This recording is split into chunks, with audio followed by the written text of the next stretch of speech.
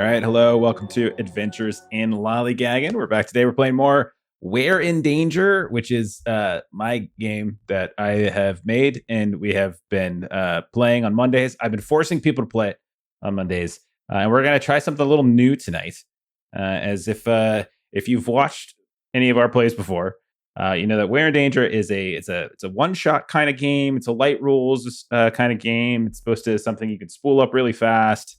And you're not really supposed to have to worry about too much kind of lead up time to it or anything like that.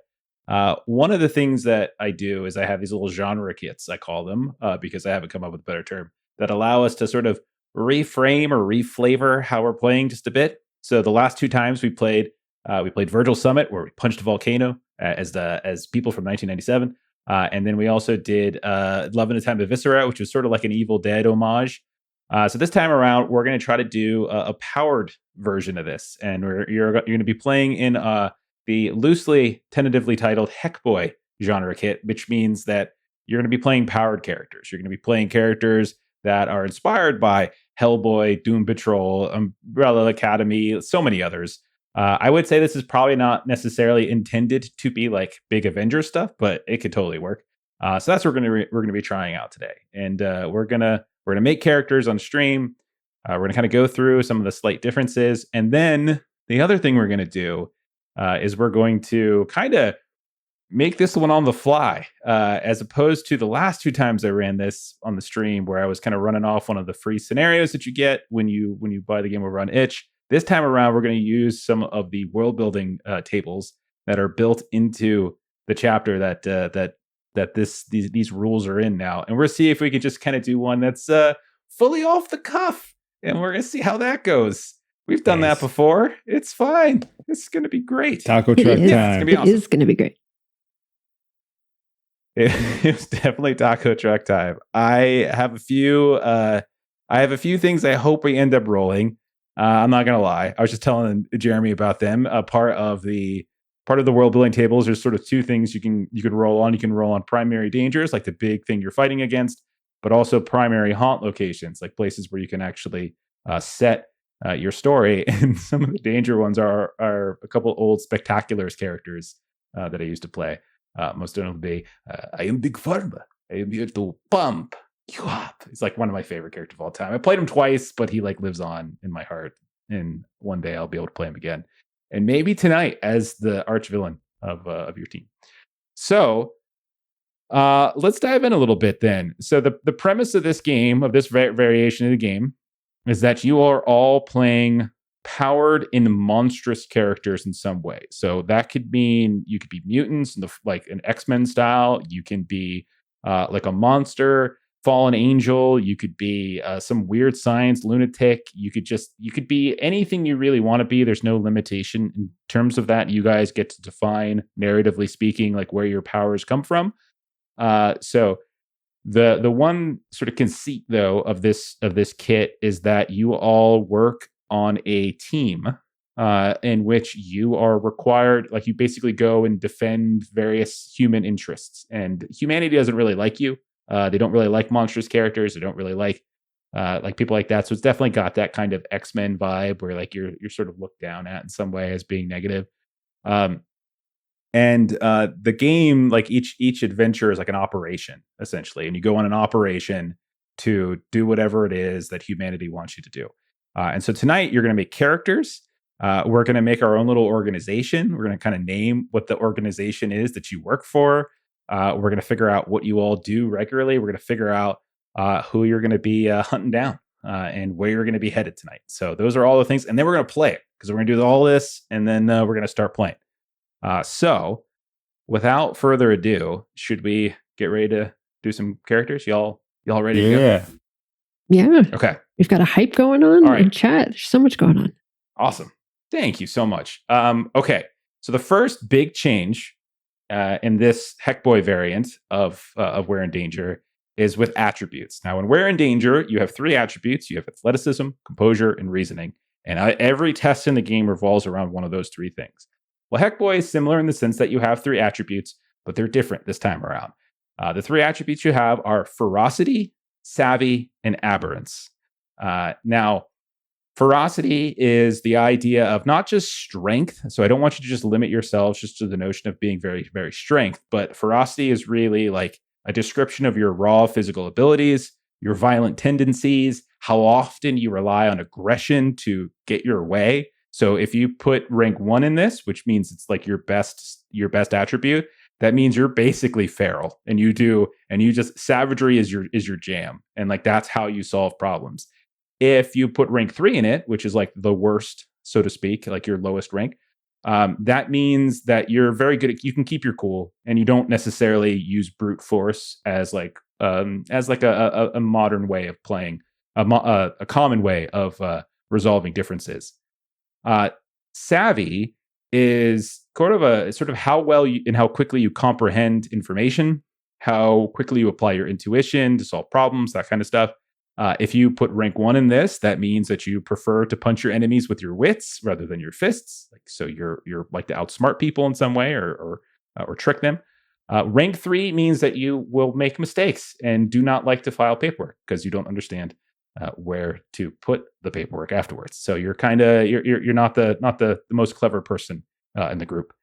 And then there's aberrance. Now this one is very important because this one describes how different your character is from normal humans and how much you rely on your superpowers. So if you put rank 1 in this, what that means is that you are noticeably, without question, not human. Okay? Everyone can look at you and they know you are not human. You cannot pass for human unless superhuman steps are taken to do so.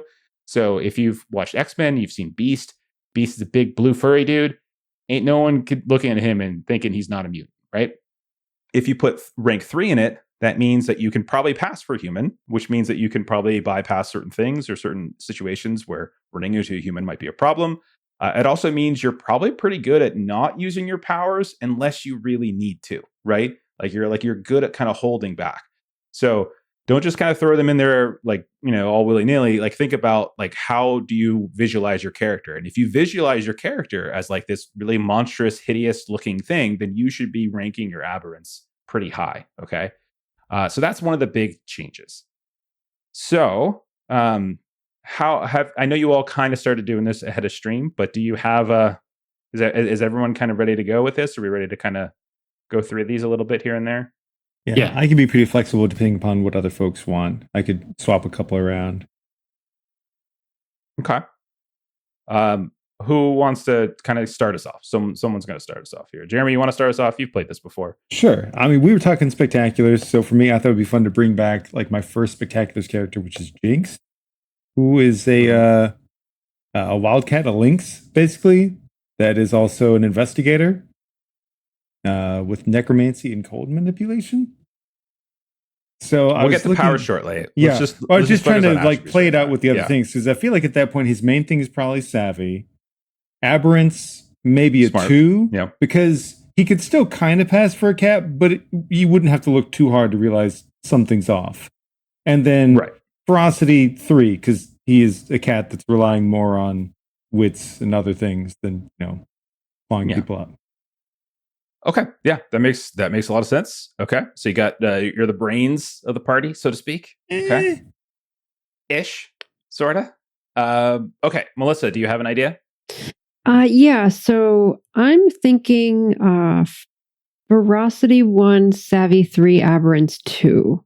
Nice. So that's kind of what I'm thinking. Okay. Yeah, I think so when we put everything together, I think that'll make sense.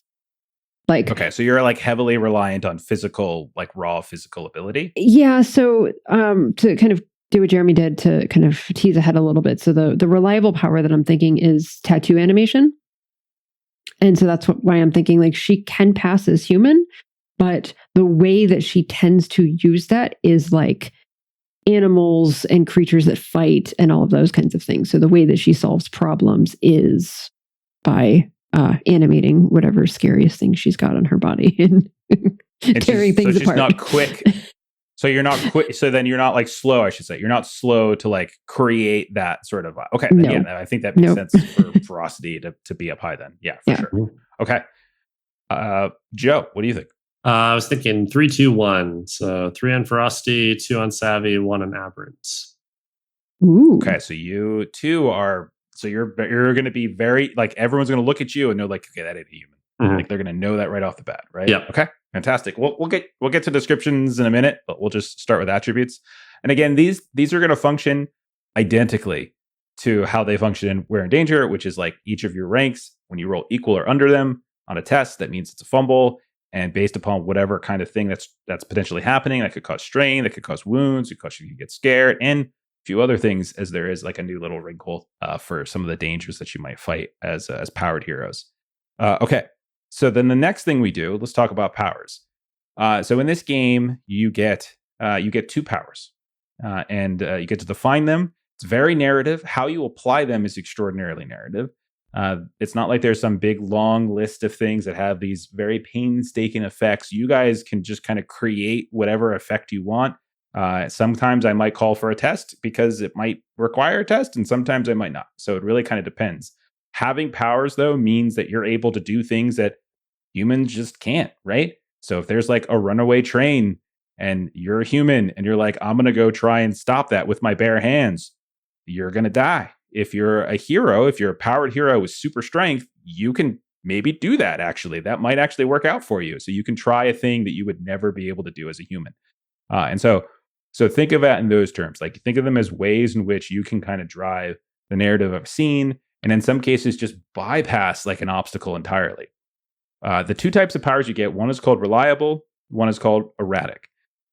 When you use a power in a situation where like you're forced to roll a test, like in a confrontation with a danger, what that means is like you're tapping into your power is going to strain you, and it's easier for you to use your reliable power than it is to use your erratic. There's a strain cost that comes with it, and what that means for us is that you throw an extra couple of strain for erratic and 1 strain for a reliable into your roll results. And then you can still potentially cancel it out. So like if you roll really well, you can still cancel it out and you could use the power for free, no issues. But not using your power in some situation could make a difficulty higher in some cases, or against a danger that has a special ability that we'll talk about later. It could also really screw you up.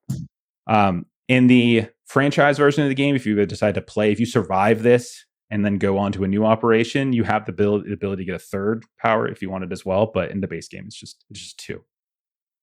Okay, so let's go the reverse order. So Joe, do you have an idea for powers that you're thinking about?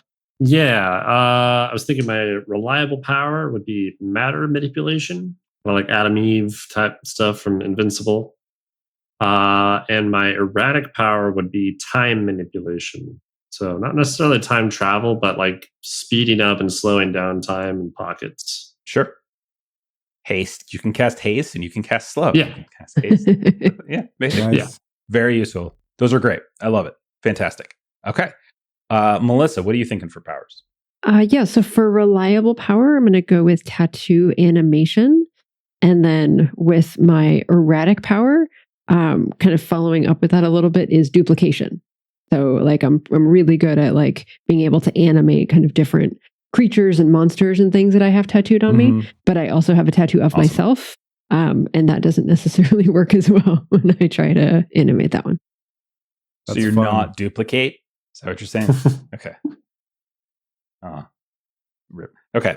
And again, I should note, like, you can create whatever power you want. Like, it's not like there's a long list that you can choose from. Obviously, there are going to be plenty of examples, but you think about your comics, think about your the various movies and anime that you might be familiar with, and if you want to try to recreate that, you totally can. There's not like a limit to the amount of what you can actually do. So if you wanted to do time travel, knock yourself out, go right ahead. Like, it could definitely work. It's not going to break the game. That's not really how this system works. Jeremy, what you got? I'm going to go with reliable power of necromancy and erratic power of cold manipulation. Fantastic. Okay. All right. So we got powers in play. So let's move on to items. One thing I should also note about powers is, like, since powers cost strain in some cases, there's a few other small changes that affect your powered characters in terms of how strain works. One of those is that you all are tougher than regular humans. In base game of We're in Danger, on your 4th strain, you take a wound. In Heckboy, it's your 5th strain where you take a wound. So you can kind of take a little bit more of a beating, and you're able to recover more strain after successfully overcoming dangers. Like you can actually get a little bit more back. So there's a little bit more of like you lose some, you gain some back, lose some, gain some back. And so that's how that works. All right. Items work again, same way mechanically. They let you, if you can apply them on a roll, you can add +1 to one of the die in your roll based upon the results you have. In some cases, that could be to add a +1 to it to make it a hit. In some cases, it could be to add a +1 to it to avoid fumbling. So either way is usually what you can do. The slight difference in Heckboy, because you are all specifically themed around being part of a paranormal, superpowered organization that goes and fights crazy crime throughout the world, throughout different dimensions, throughout space, all that kind of stuff. Your items are slightly themed slightly differently. So one item should be professional. So this should be an item that is specifically defining or helping to define what's your role in the team. Like, are you a thug? And so in that case, do you just bring like some kind of weapon that helps you? Are you like some kind of black magic spellcaster and you bring like a grimoire with you? Are you like some kind of like a stealthy infiltrator or whatever? And so that lets you, you can bring in something that helps reinforce that, some kind of cloaking device or whatever. So you should pick an item that you think really does reinforce what you're going to be doing most frequently, like what your job on the team is. The other item is a personal item. Now, the sort of the gist of this game is that you all are powered and monstrous, and you live in a world where you have to do stuff for humans who don't like you. So at some point, that's probably going to try anybody's patience. But you have a touchstone that keeps you at least thinking about a time when you were a decent person. And that keeps you from just flipping out and becoming a villain. And that's what the personal item is. It is some kind of item that helps remind you of your decency in some way, whether it's a locket with a little photograph in it, or a piece of hair, or a package of cigars, or a pet rat, whatever it might be. It still mechanically functions the same, but it's themed around the idea of like reminding you of like who you are, that kind of deal. All right. I'm going to start with Melissa this time. Melissa, do you have your items sorted out for this? I do. So what I'm thinking for my professional item is that I actually have on me a tattoo gun, because basically, like, if there's something that's needed, I can basically make it, because I can add a tattoo and then I have the thing that we need. So that's kind of what I was thinking for a professional item. And then for personal item, I think she has this piece of cloth that is always in her pocket. And it's actually sort of a scrap from a nun's habit, because I'm kind of imagining that, like, at one point that was what she was going to do in life, and is not where she landed, but that's sort of what she has, is that piece of fabric. Okay, I like it. And again, you can use that. I mean, however you want to justify it. I'm usually the way I run the game is I'm just like super forgiving. If it makes sense to you, it makes sense to me, because I'm, it's really dangerous. Like, the game gets really hard at a certain point. So especially towards the end, when you're in the finale, like you're just scrapping for any way to survive. So like, however you think you can leverage that in a situation, definitely just make sense of it. So, because I think part of the idea of those items is like, especially the personal item, is like we get to kind of see a little bit about your character. Like, while you're using it mechanically, you're also like revealing why it's important to you. And in doing so, we get to know a little bit more about you, which I think is pretty cool. All right, Jeremy, what do you got for your items? So I would, the grimoire idea I like, but since he's a cat, he's not gonna be able to like carry a book. So I prefer to flavor it more like a magic item. One of his eyes has actually been replaced like with almost like a demonic eye that can project forbidden lore. So like the eye can like open up, project the lore of what that demon would have known. And so like he's stolen what knowledge he has. That's awesome. I like that. Yeah. Okay. So you have demonic eye. Yeah, it's got like one of his eyes is like a demon eye that he can like focus on it to make it project lore in place of like a book. I love it. Yeah, no, I mean it is effectively your grimoire. It's just sort of packaged in a different way. That's so cool, man.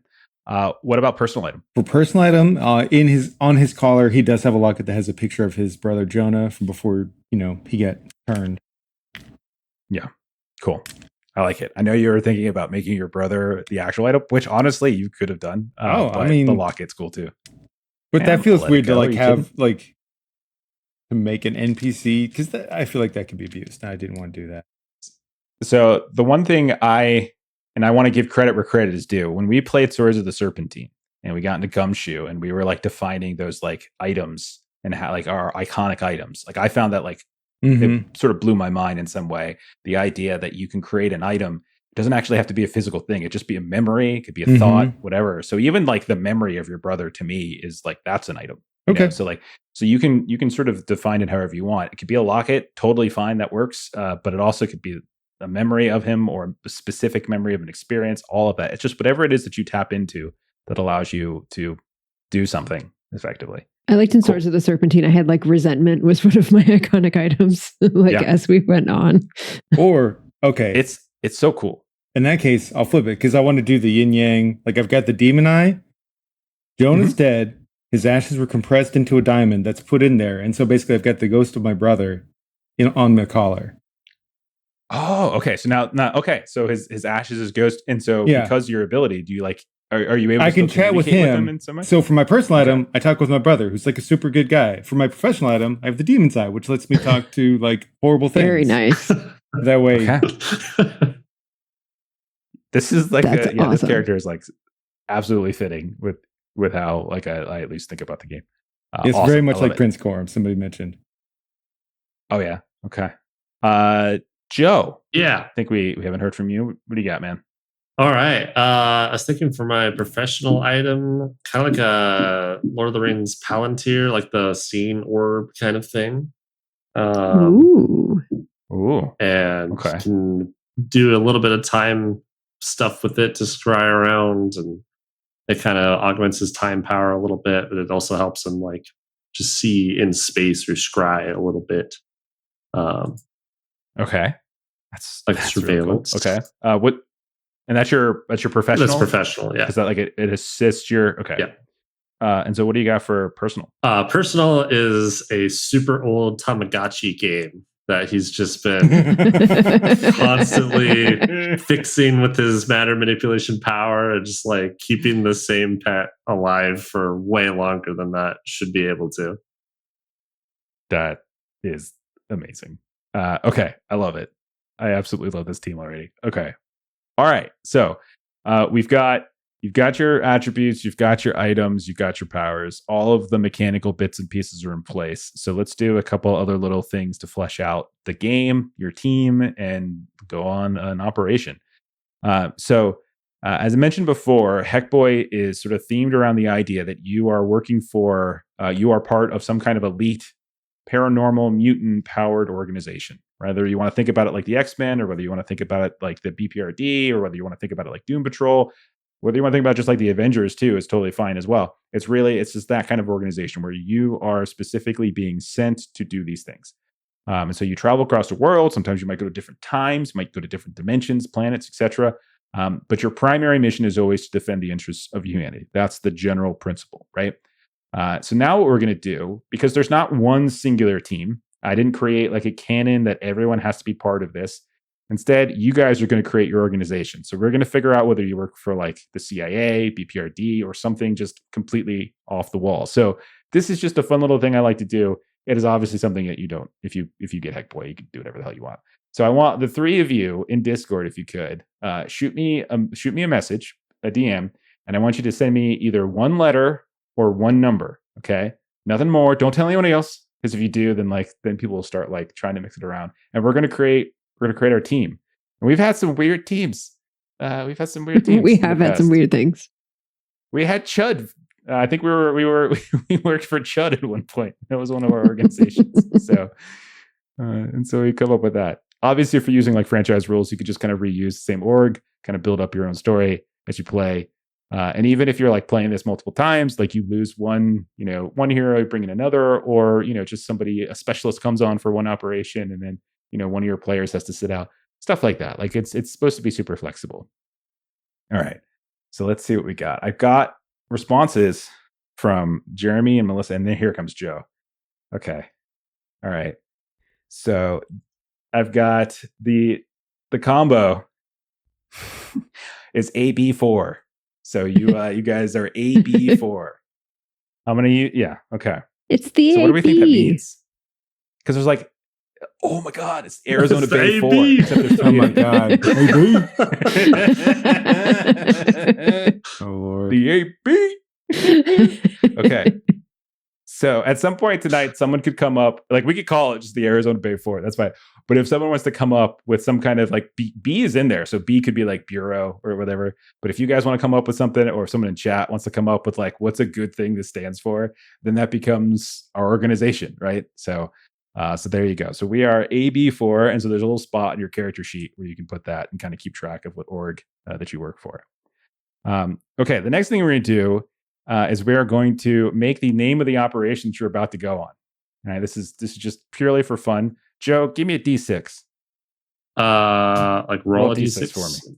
Okay. Just a regular old D6. Just let me know the number. 6. Okay. Pick a. What's your? Actually, no. You rolled it, so I'll shoot it down to Melissa. Melissa, what's your favorite celestial object? Favorite celestial object? Or just a celestial object that you remember? A comet. Okay, a comet. All right. All right, so you picked one. Jeremy, roll a D6. Okay. 3. Okay. Joe, pick a weapon you like. Any weapon. Not a brand name, just like a generic weapon. Like a weapon. Let's just do a club.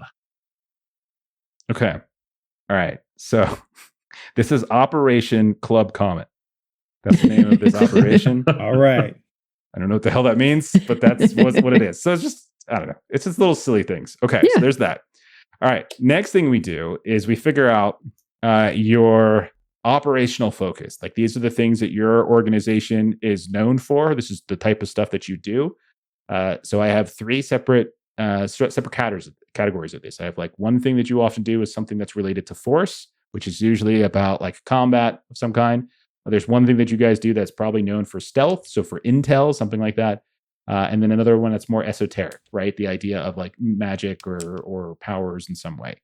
So Jeremy, give me a D6. All right, I'm going to go with, got a 4. Okay, so you guys are known for extraction. Okay, so you guys, if there's a problem that needs to be solved, if there's like a witness or hostages somewhere, like you all are called in sometimes to do extractions. Okay, Melissa, give me a D6. 5. Okay, so 5 is analyze. So there's sometimes situations that arise, like maybe complex data, something like that, or a scene, or maybe you have to go and do like some sort of forensic analysis of like of something weird that happened, and we're trying to sort out after the fact what happened. You guys are called in to kind of analyze that in some way. Joe, give me a D6. Okay. 4. Okay. Enchant. So sometimes you all are called in on missions in which you have to go somewhere and enchant someone or something, right? You have some of you, we know that Jeremy's character specifically, Jinx, definitely has like these magical powers. Joe, you've got some magical powers as well. So like you've got these things that you might end up having to do. Now, the way I describe it in the book is I say like, the way I kind of frame scenarios or operations is like the whole 3-act thing. What are 3 things that you have to do? And so one of the ways you can think about this, if you're just sort of riffing on the fly, or if you're trying to like make your own, like each one of those describes something you do. So like maybe the first step of your mission is you guys have to go to some sort of strange crime scene and analyze what happened. Right. And then maybe your second step is that you have to, now that you've like figured it out, now you have to go extract some sort of victim from somewhere. And then the third thing is that you have to kind of, create some enchantment to protect them from being like summoned away by some kind of fallen Nephilim group or whatever. Right. So you can use them as like verbs to kind of figure out what's the main goal of each like section of your operation. Just a simple way to give it structure. Okay. So let's then dive into the two big, I have these big exploded tables. These are world building tables. This is going to give us a lot more shape into terms of like what we're going to be doing as we dive into this first operation. Let's see. Jeremy, give me a D6. All right. Going with 1. Okay. Our primary danger, because there's basically six categories. There's ancient gods, new gods, rogue organization teams, like teams from your organization that went rogue, extraplanar beings, or it could be angels, or could be like elementals or something like that. There's the dead, and then there's like the demonic, the malefic, that kind of thing. You rolled an ancient god, so you guys are going to be going up against an ancient god. Nice. Right. Perfect. All right. Melissa, give me a D6. 4. Okay. You guys are going to be going up, and I'm not going to try to pronounce it because I don't actually know how to pronounce it because I just threw a bunch of letters together. So you guys are going up against an ancient god known as the Fallen Garden, or the Forager of Memory, who has been growing the boundaries of their blooms too far. Has been creeping out in different directions. So that is going to be the primary danger that at some point before the end of this, you guys are going to have to confront. All right. Oh, dear. So basically, it's Heckboy 2. It's kind of when he fights that thing in the street. Okay. All right. Or a Hellboy 2, sorry. And okay. So that's your primary danger. And the next thing I have is I have a bunch of tools for coming up with like, where do you want to set this? So there's 6 different, what I call haunts. These are just like the general setting of like where your operation could take place. There's underground. Could be in the city, could be in the country, it could be in or by water, it could be in a different dimension, or it could be in some kind of ancient realm, right? Something like where you're going somewhere else. Joe, give me a D6. 2. Okay, so it's going to be in the city. So you guys are going into the city. And then who hasn't done a D6 yet? Has anyone not done a D6 yet? I think everybody has. Okay. Jeremy, give me a D6. I will. I'm going to give you a 6. Ooh. All right. So we're basically doing something with business shrines. So we're going to banks or Wall Street or something like that. Okay. That's sort of the primary haunt for this. Okay. I like it. All right. So that is basically it for creation. Do you guys want to take a minute to sort of describe, like, kind of give us the last look at like mechanically what your character had, and if you have character names, and that'll give me a chance to drink some water and think about what the hell we're going to do in a second. Yeah, sure. All right, Joe, I'm gonna start with you. Oh, okay. Like just character descriptions that we have so far. Yeah, who are you? What did you end up picking? You know, what's your final entry? Yeah, okay. So my character's name is Vincent. So he's got the matter manipulation and time manipulation thing going on, and also his aberrance is a 1, so he's very clearly not human. So I picture him looking kind of gaunt. He has like oddly long limbs that just his proportions don't really fit a human so much. He's not particularly tall, but just kind of gangly. And I also picture that he's got that like, it looks kind of like that skin condition where you have a bunch of different colored skin things, but it's like fractal patterns that instead of just kind of blotches. And it's not just like 2 tones, it's like a whole bunch of different tones. You're not even sure if some of it's skin. It's like just weird things. Maybe he's messed with his own matter by accident or on purpose multiple times. That's kind of how I picture it. I like it. All right, Vincent. Okay, I like it. Melissa, tell us a little about your final character here. Yeah, so I made Indigo, and she definitely can pass as human. What you notice about her very quickly is that she is covered in sleeves of tattoos, but it's all kind of mixed together. And so there's like the tattoos are of all different sorts. So some of it is like ferocious animals, some of it is like weaponry, some of it is like plant life. So it's just like this just collage of just all of these different things that just kind of cover her. So that's kind of her looks, and her nature is basically that she defends her team. Like she's not a particularly smart person, but she is a person that has no problem defending the team. And that's sort of what I'm imagining is that like something bad, kind of typical backstory, like something bad happened when she was sort of like going to be a nun and she did not defend everyone and something bad happened. And so now she's gone in this completely other direction where she defends her team to the utmost. And then I threw an expertise of biology. That was her expertise. So nice. like she knows lots about different kinds of animals. Yeah, that sounds very very useful. Probably a lot of ways that could be applied. Awesome. Okay. And then Jeremy. Yeah, I'm doing Jinx, and he is, in fact, the Lynx. So is Aberrance is a 2. He looks like a cat, except, Lynx is a very big cat. Add in the demon eye thing, and it tends to make people a little uncomfortable. He's black through and through, except there's some modeling of white around the chest area that if you look at it just the right way, it looks like a skull, almost, but they couldn't be. No, it couldn't be, no. And, his expertise is investigation. His nature, he's a cat. He's kind of a grumpy asshole of a cat. But he's focused. He does have a bad habit of talking to people that nobody else knows are there because he's talking to the demon eye. He's talking to his dead brother's soul. He's weird. Yeah. Is it a human skull or a cat skull?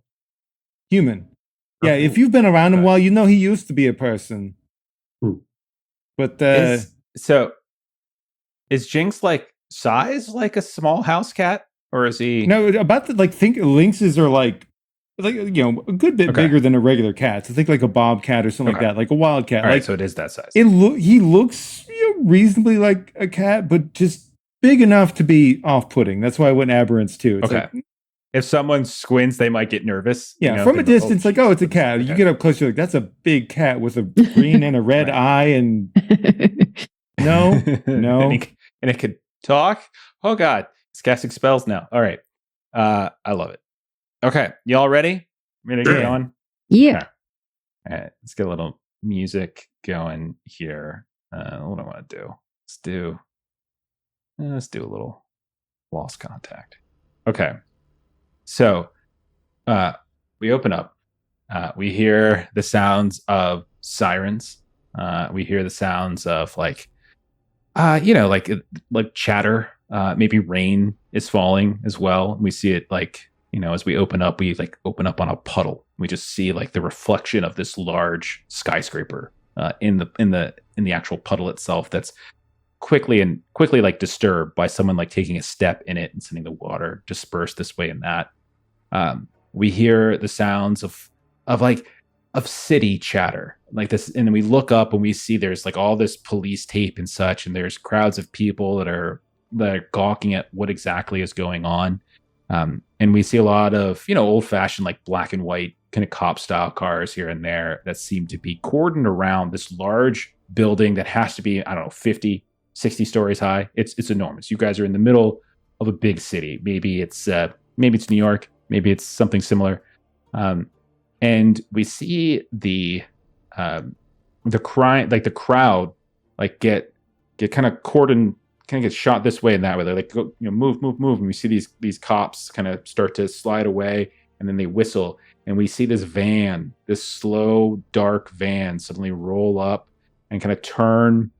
And we see on the side, it says AB4. And then the van opens up, and we see one by one each of you step out. A little bit of rain falling on top of you. And you hear some gasps from the crowd. And you maybe someone throws something at you all too. Like, get out of here. We don't need you, kind. That sort of thing. And other people are look at you and they're like, oh my God, is that a cat?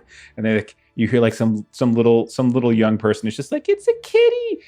And it's just this cacophony of these different sounds. And before you can really take too much of it in, you see a man approach you. Very familiar man. You know him as Doug. And he has been your handler on and off throughout your careers here with AB4.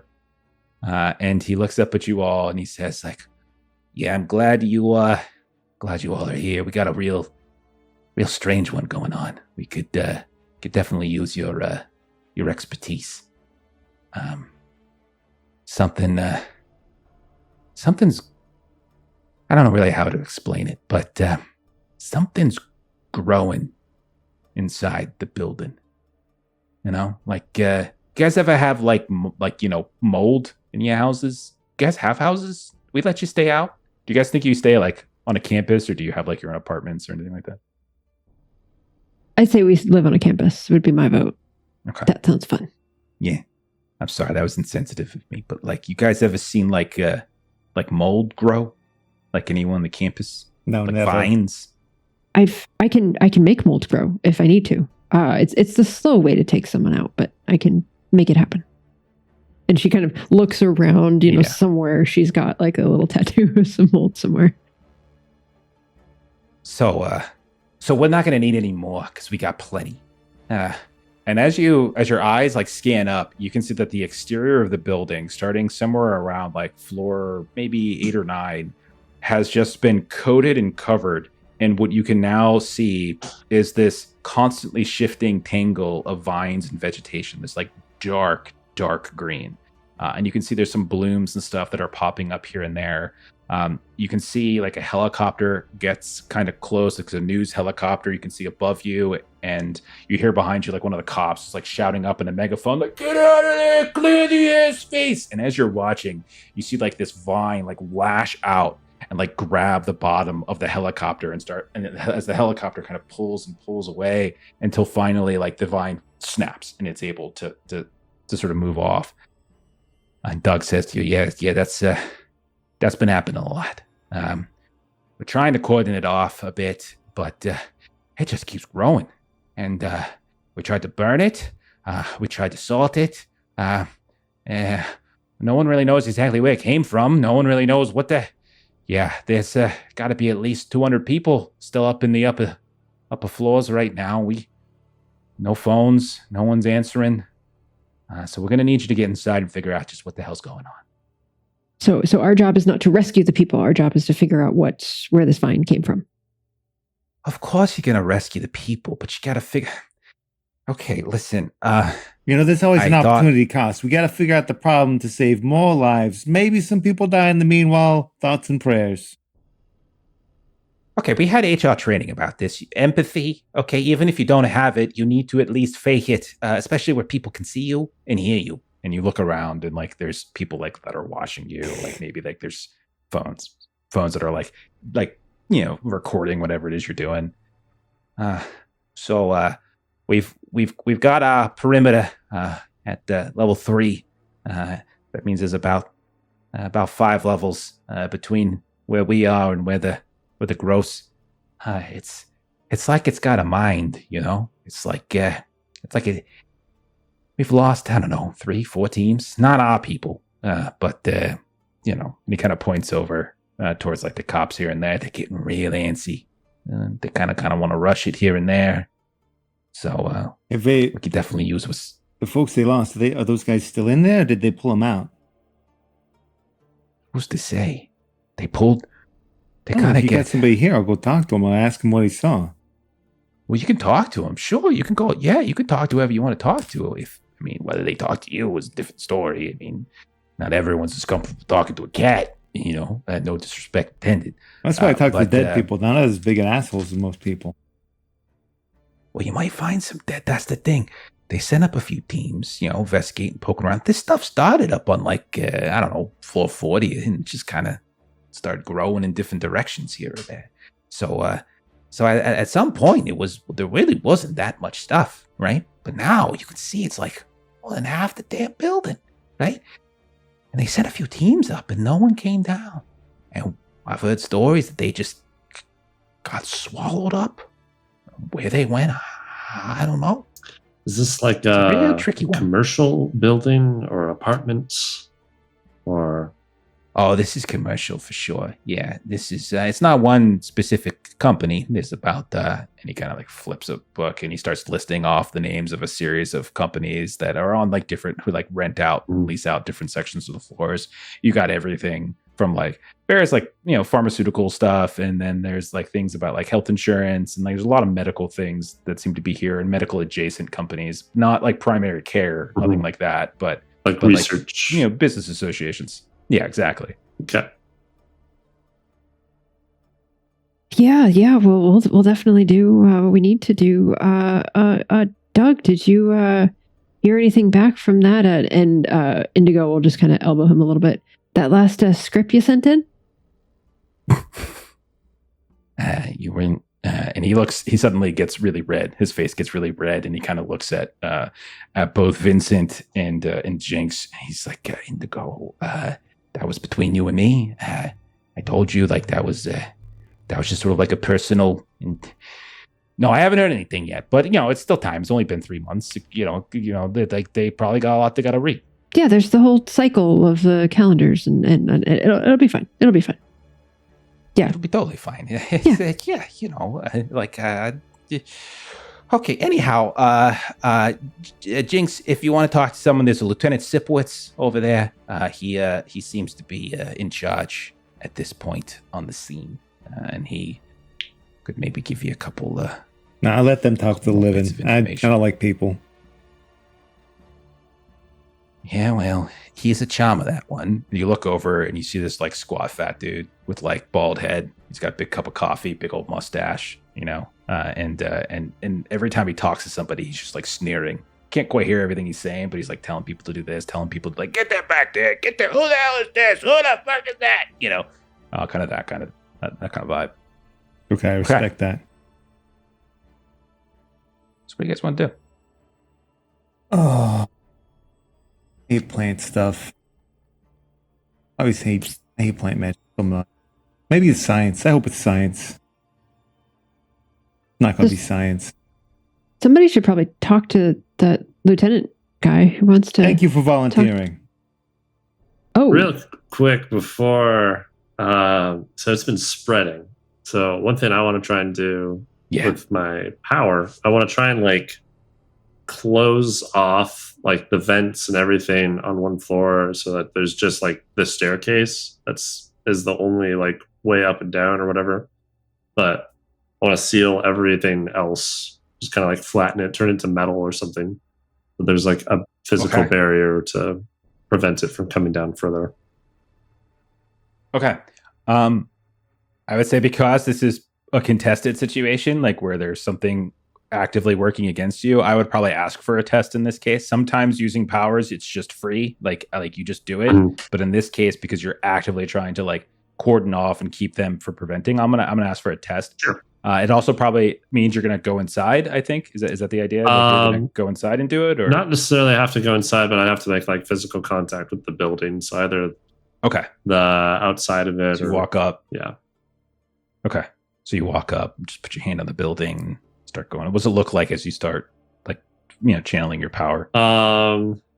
You'd see that there's like weird kind of fractal pulses and things of like light, and it shifts in and out, and sometimes it'll change colors and that, and the material looks like it's shifting in all these weird ways, kind of shimmering and rolling. And you just see this kind of spread up the side of the building and hit the level where I want it to stop, and it starts kind of going across and evening out. I like it. Give me a test. What do you think you're using for this? Do you think you're relying more on aberrance? You're using like your intelligence, your savvy? What do you think?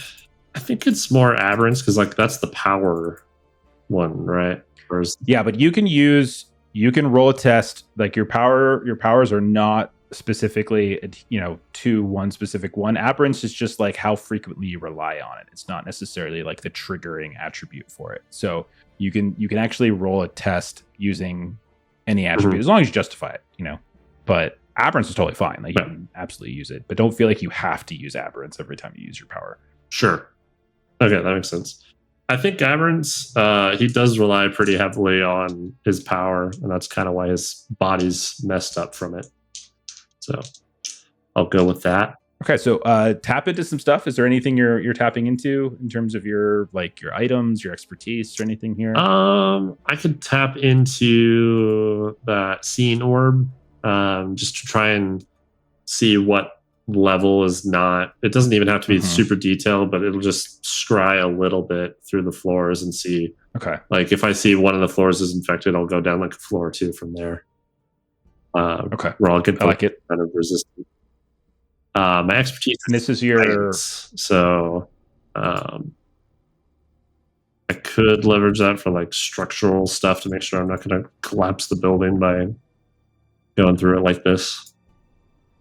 Okay, I'm fine with it. Okay. So give a roll, and this is your reliable power? Yes. Yeah, my matter manipulation.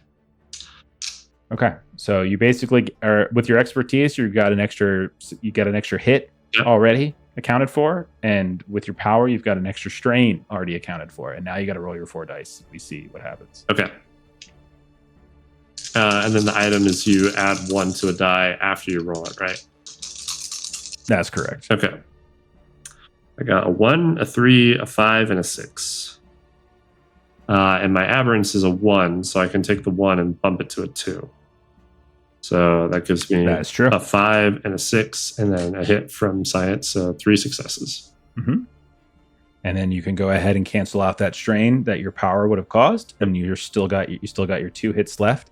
And so what I'll say is, like, as you reach out, you touch the building, and you start to like scry and scan through the floors, like the rooms between, like the space between floors, between walls, the ductwork, trying to find all of these different points of egress. And you kind of feel a presence of some kind as you do so, especially as you get to around the 8th floor and you start to see that vegetative growth, and you see it bleeding down the walls. You see it sometimes like there's like cracks in the ceiling, and you can see that something's trying to wedge its way down, and maybe a little bit of a bloom or a feather starts to show. And you're able to maybe move back down to around the 6th floor or so, where you don't see any of this growth, but you can definitely feel that something is pushing against you, as if something has staked a claim to this building. But you spread your power. And is it like do you think it's like what is it that you think is like sealing it off? Is there like a particular material that's sealing it off, or is it just I was some sort of picturing turn it into like a metal, kind of like I see the metal from like the ductworks and maybe the steel like reinforcing the walls and things. It's just kind of melding out and flattening and just creating this layer. You see this like time dilation, speed melt of all this different metal that's beginning to slow. It's a thin layer because you're spreading it further, but you're nonetheless like blocking off all these vents, covering over weak spots that you find in the structure as well, because you can tell that there are some like drains and things like that. Mm-hmm. Okay. All right. But you definitely feel like when you were up closer to the vegetation that something was actually reaching out to you in some way, but you were able to quickly shift and like move your consciousness down to a different floor. Okay. All right. So you're pretty sure that's going to hold for a while. Like it's going to be a lot harder for whatever this is to spread through that than it was the rest of the building. Cool. That's what I'm going for. Perfect. So while Vincent is doing that, what's Jinx been doing? Well, since Indigo was kind enough to volunteer to go talk to the officer, Jinx is probably doing the equivalent of like scrolling through the feed of the demonized. Like, okay, so we got some sort of stupid plant thing. Let's look up. So he's like kind of like cross over like the projection of the demon eye, looking at the way the stars are aligned and seeing if he can like get any hints of like, is there anything where the stars are in alignment for some sort of stupid plant magic happening? Is there any sort of rituals associated with this time of year? You know, that sort of thing. Okay. I would say no roll necessary for this. This one, you're not really working against anything here. However, like as you're scrolling through, like you do see there's something about this time of year. Maybe it's not like the current calendar. Maybe it's like a different calendar, some sort of pagan or even older kind of calendar that was more like based upon like the sun and the moon in some way. And it's nighttime right now. So you can see like the moon is up there, and like you guys arrived as like the rain was starting to fade away, and so you can see the clouds and such. And so you're looking at the stars, and you realize that some sort of like pre-pagan, pre-Roman society like that was very naturalistic. Like they worshipped some kind of ancient nature deity. Very much like track like diurnal and nocturnal patterns. And right as you're doing that, right as that like dawns on you, you suddenly hear like gasps. And when you look over towards where where the crowd has been cordoned off, like by the sidewalks. You see a bunch of them are like pointing up at the sky. Like one or two of them are like taking snaps with a camera with a phone. And when you look up, you can see that the moon, which had been maybe like 3/4 full, there is like this black shade that's like suddenly and slowly closing over top of it until over the course of maybe 30 seconds or so, until the moon is completely blackened out by some kind of unexpected, that astronomically, according to news feeds and stuff, this shouldn't be happening right now. They have no knowledge of it. People are kind of panicking here and there. There's still plenty of light because you're in a city, so there's all this electricity, so it doesn't darken the place. But very much it's noticeable. And everyone's kind of panicking, like, what is this? What is going on? And like you can hear the sounds of the helicopter above you. And like when you look up, you can see the camera is facing up towards the sky. Oh, shit. All right, well, maybe there's some sort of like lunar cycle, diurnal sort of thing going on here. Oh, wait, look at you doing the stuff with the building there. That's cool. That's really nifty. Okay. So, Indigo, what have you been doing while poor Jinx has realized this has something to do with some pre-pagan nature god? Yeah, so Indigo got voluntold that she was going to go talk to Lieutenant Sipowicz, so that's what she's going to go do. Sipowicz is like my favorite television character. I know. Yeah. So good. So he just looks at you and he's like squinting. Okay, what do you want? Huh? Yeah, so just we're here to kind of see what we can do. What do you know so far? What have the boys in blue figured out so far? What do I know? What do I know is you're not in charge. I'm in charge here. All right? That's why I'm asking so I'll be you the questions. one asking the questions. No. I'm the one who asks the questions here. So why don't you tell me what it is you know? You got your weirdo guy over there touching the building like he's taking it out for a nice steak dinner. You got this one over here. I don't know. He's like, it's a cat. He's a talking cat. Why do you got a talking cat with you? What the hell's happened? Why does you all know? Why does anything happen? Well, I mean, it's a exchange of ideas. I'll tell you something when I know something. But we just got here a grand total of 3 minutes ago, and your guys have been here for hours. So. Nah. I know how you AB4 folks work. I know. You've got your hands in this, right? Like, I know. That other thing that happened over in Queens a couple months back, I know that was you people. That was definitely you. I know what the news says, that you all were heroes coming in and saving lives, but I know damn well that if it wasn't for you, okay, there would have been a lot more lives to save. You're right. If it wasn't for us, there would have been a lot more lives to save. Because I see what you meant. You meant. I'm glad you agree. It's your modus operandi. It's too violent, too dangerous. It puts people at risk. Well, we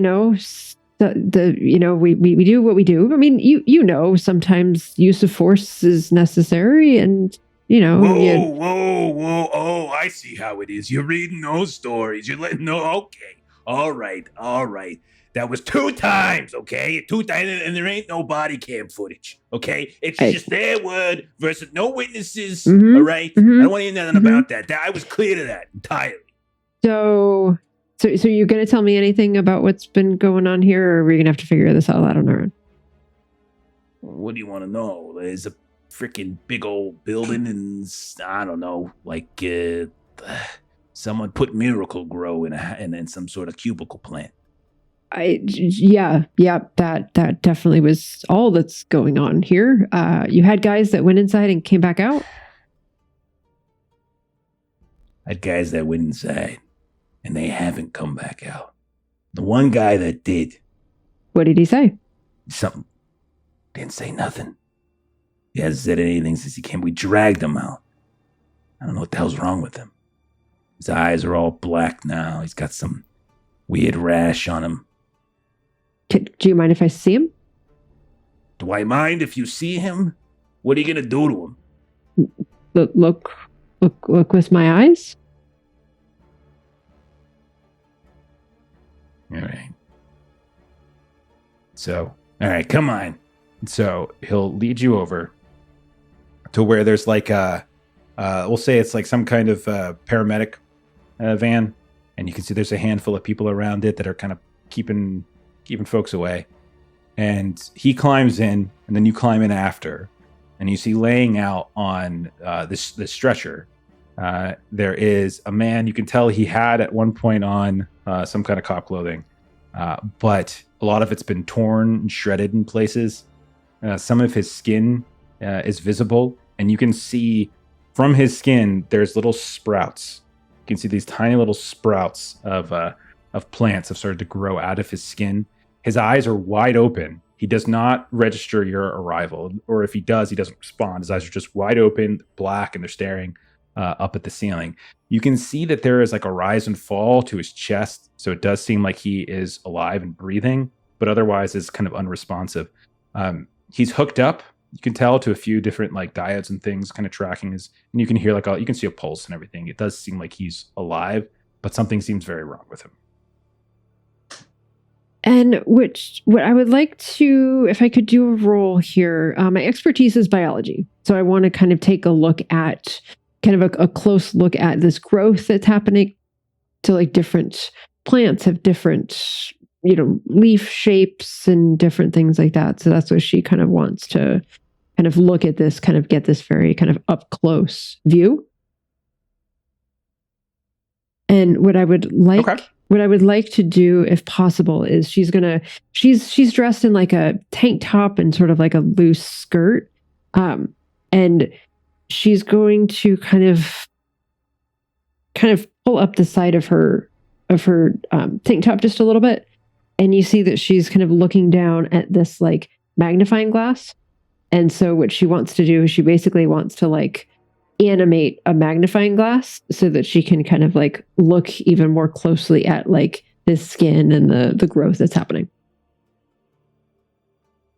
Okay, I think this all sounds good. And as you do all that, like, hey, what are you doing with all this mumbo jumbo magic stuff? I said I'm looking. What is this? This is the reason he's hurt to begin with. I just said I'm looking with my eyes, but this will help my, contrary to popular belief, my eyes aren't magical. I still gotta, try to see better. Okay. So I'm going to play this as Savvy 3. So it is kind of like what's going to help or what's going to hurt. I think the Savvy 3 is probably like, this is what I'm trying to do. So all right, go for it. It's not one of the other ones. So that's what I'm going to go for. Okay. So you're using a power with this, you said? And I think your expertise too. And her expertise. Okay. Yeah, I'm using power expertise. Okay. So I rolled a 1, a 1, a 1, and a 6. You're the worst at rolling in this game. You should try to do better with that. I know. All right. So I got a success. And your 6 and your expertise give you 2 hits. Okay. But those 3 1s count as fumbles, and you also have a strain in the pool because of your power. So I'll take one of the extra. So I'll take the hit from my expertise to cancel out the strain from the power, and so then I'll be taking back the 3 from my roll with 1 success. Okay. Here's what I think maybe happens as you tell me if this is cool. As you create your contraption, and he's like, what is going on here? What is this world coming to? I don't know why we're turning to these types of people. That kind of stuff. Sure. Stuff you've heard before. Yeah. You start to kind of lean in close, and what you don't realize as you're looking down this zoomed in microscope, right, is you don't see that on one of the other exposed portions of his body, a sprout has suddenly grown in this rapid manner and shoots out and wraps around your neck. Oh gosh. And just starts squeezing, and you're like, and he's like, what the hell? What is happening here? And it's just your help. And he's like, all right. He reaches down. He's like trying to pull you off of it. He's trying to use his hands. And as he pulls his hand back, his hands is like gets all cut. You can see like there's like thorns on it. He's like, what the hell? What the hell? And he looks around. Yeah, go ahead. Am I close enough to this to help? Okay. Yeah. I just want to you're walking back after. I'm gonna like swipe my arm at her, and it kind of turns it into like a little bit of a blade with his matter manipulation, and just tries to cut You're through. You're going to T-1000 this thing? Yeah. You're going to Robert Patrick this sucker? Yeah. Okay.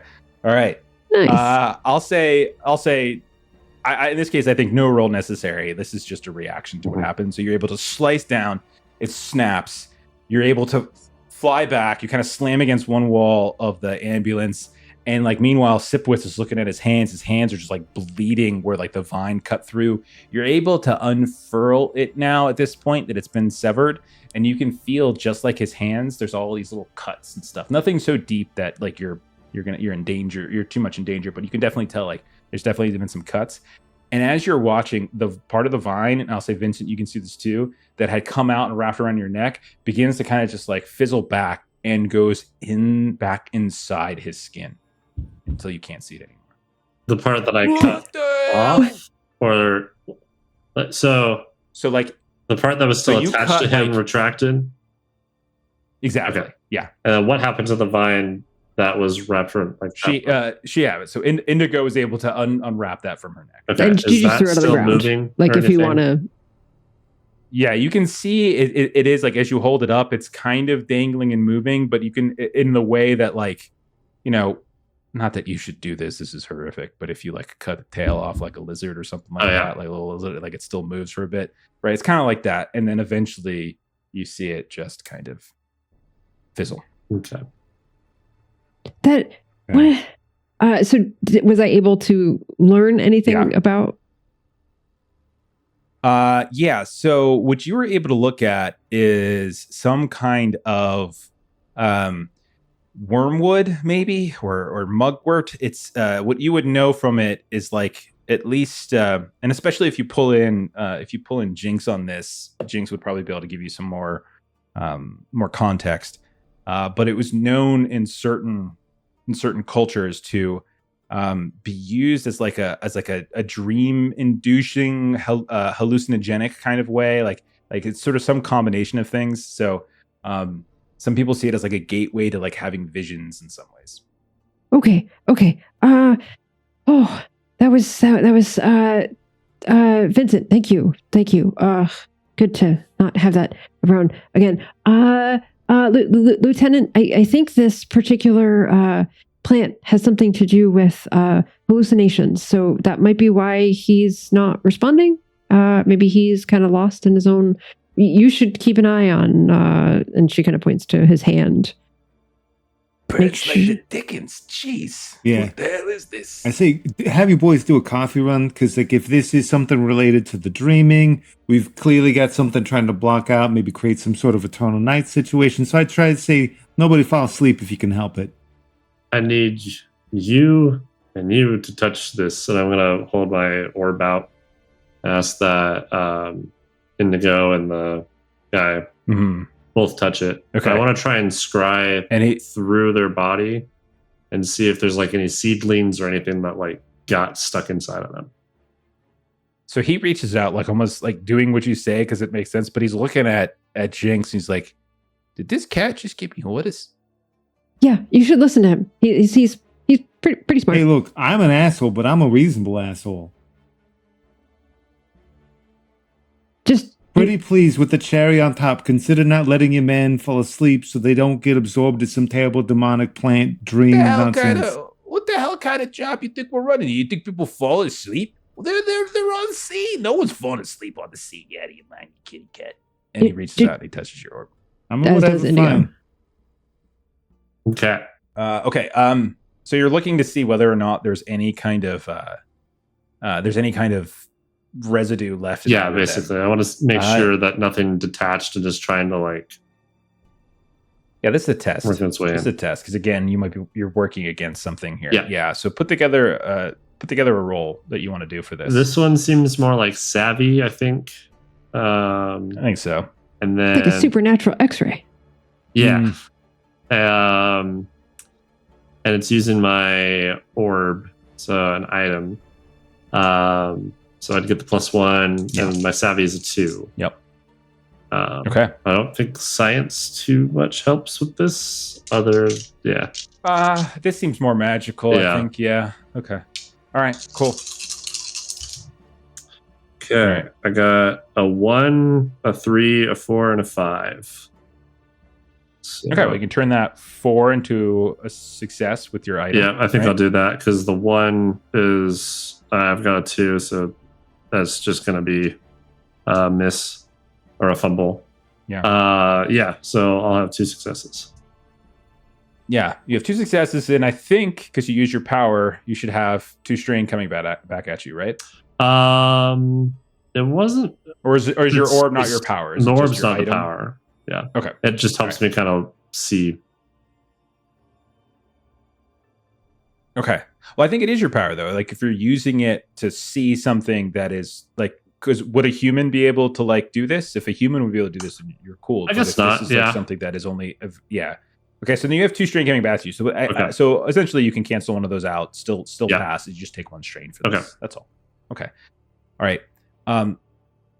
You once again kind of feel that same kind of presence that you felt when you were connecting with the building and kind of exploring here and there, and you feel it here inside of this paramedics bay. Not the bay, I should say. The paramedics, the rear of it, maybe just outside of it, right?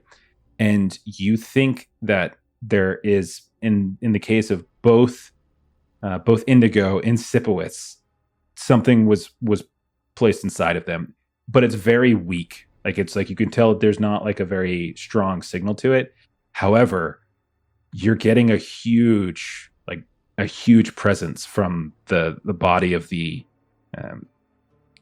cop who was like kind of dragged back out and is like sprouting things. You feel it there, but it's very, very light and faint coming from Sipowicz and Indigo. Okay.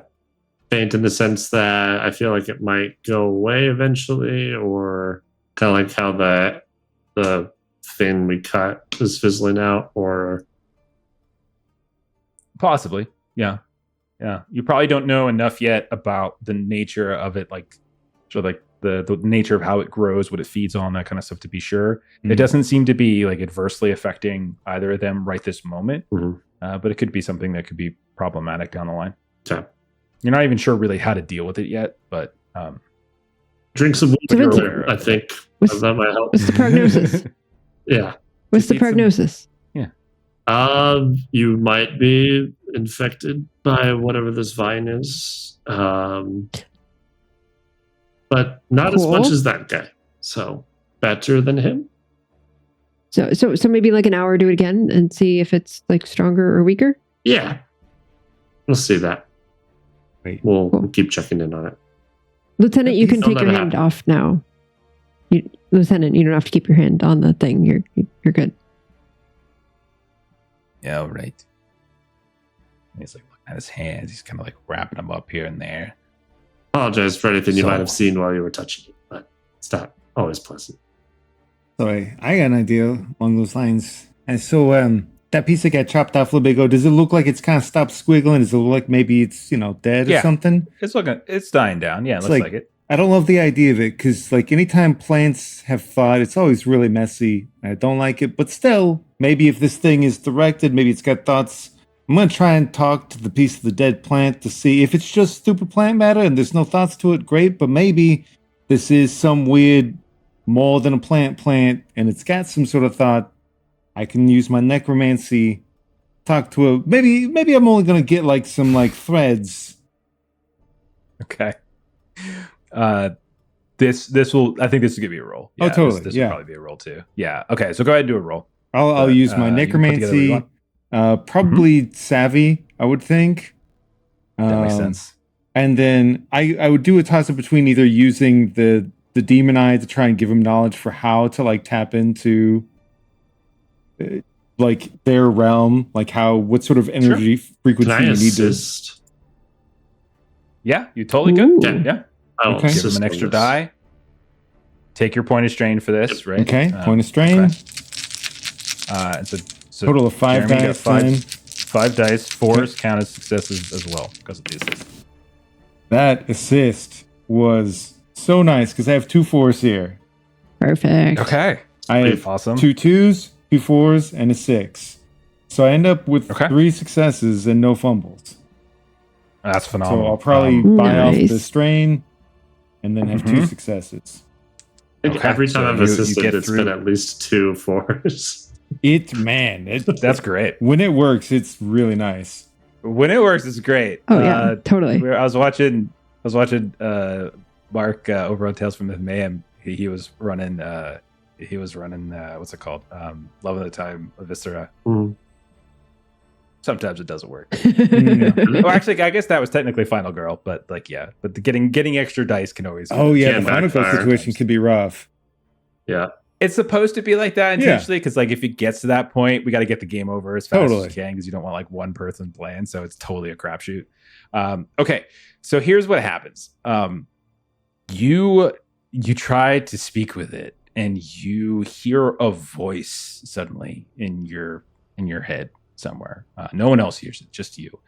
And you hear non dying, donida, wanda, zomda, wanda, zomda. Like this chant over and over again.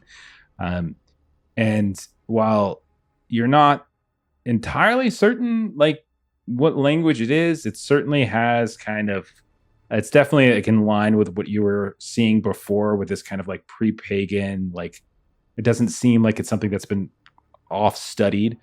With your successes, you would think that it has some residue, maybe someone is enchanting this in some way. Someone is this isn't just some random growth that started to happen. Someone you're basically hearing the residue of a spell or something that was used to help some of this happen, and that's kind of what you hear. On the fragment of that memory. Okay, so good news, bad news. I don't think this is some sort of hocus pocus one and done thing. Somebody is actively, pushing this thing. There's residual mumbo jumbo coming out of the sky. I can repeat it for you, but it'll be gibberish. You won't care, and that's fine. You don't need to care. But the problem is, somebody's actively working on this, which means we need to they are actively trying to fuck us. So we need to get in there and unfuck it.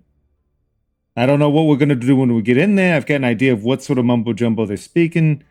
But usually when you get that sort of thing, somebody's going to be at the center of it, right? Because if it's radiating outwards, you find the nucleus and stuff. I don't know.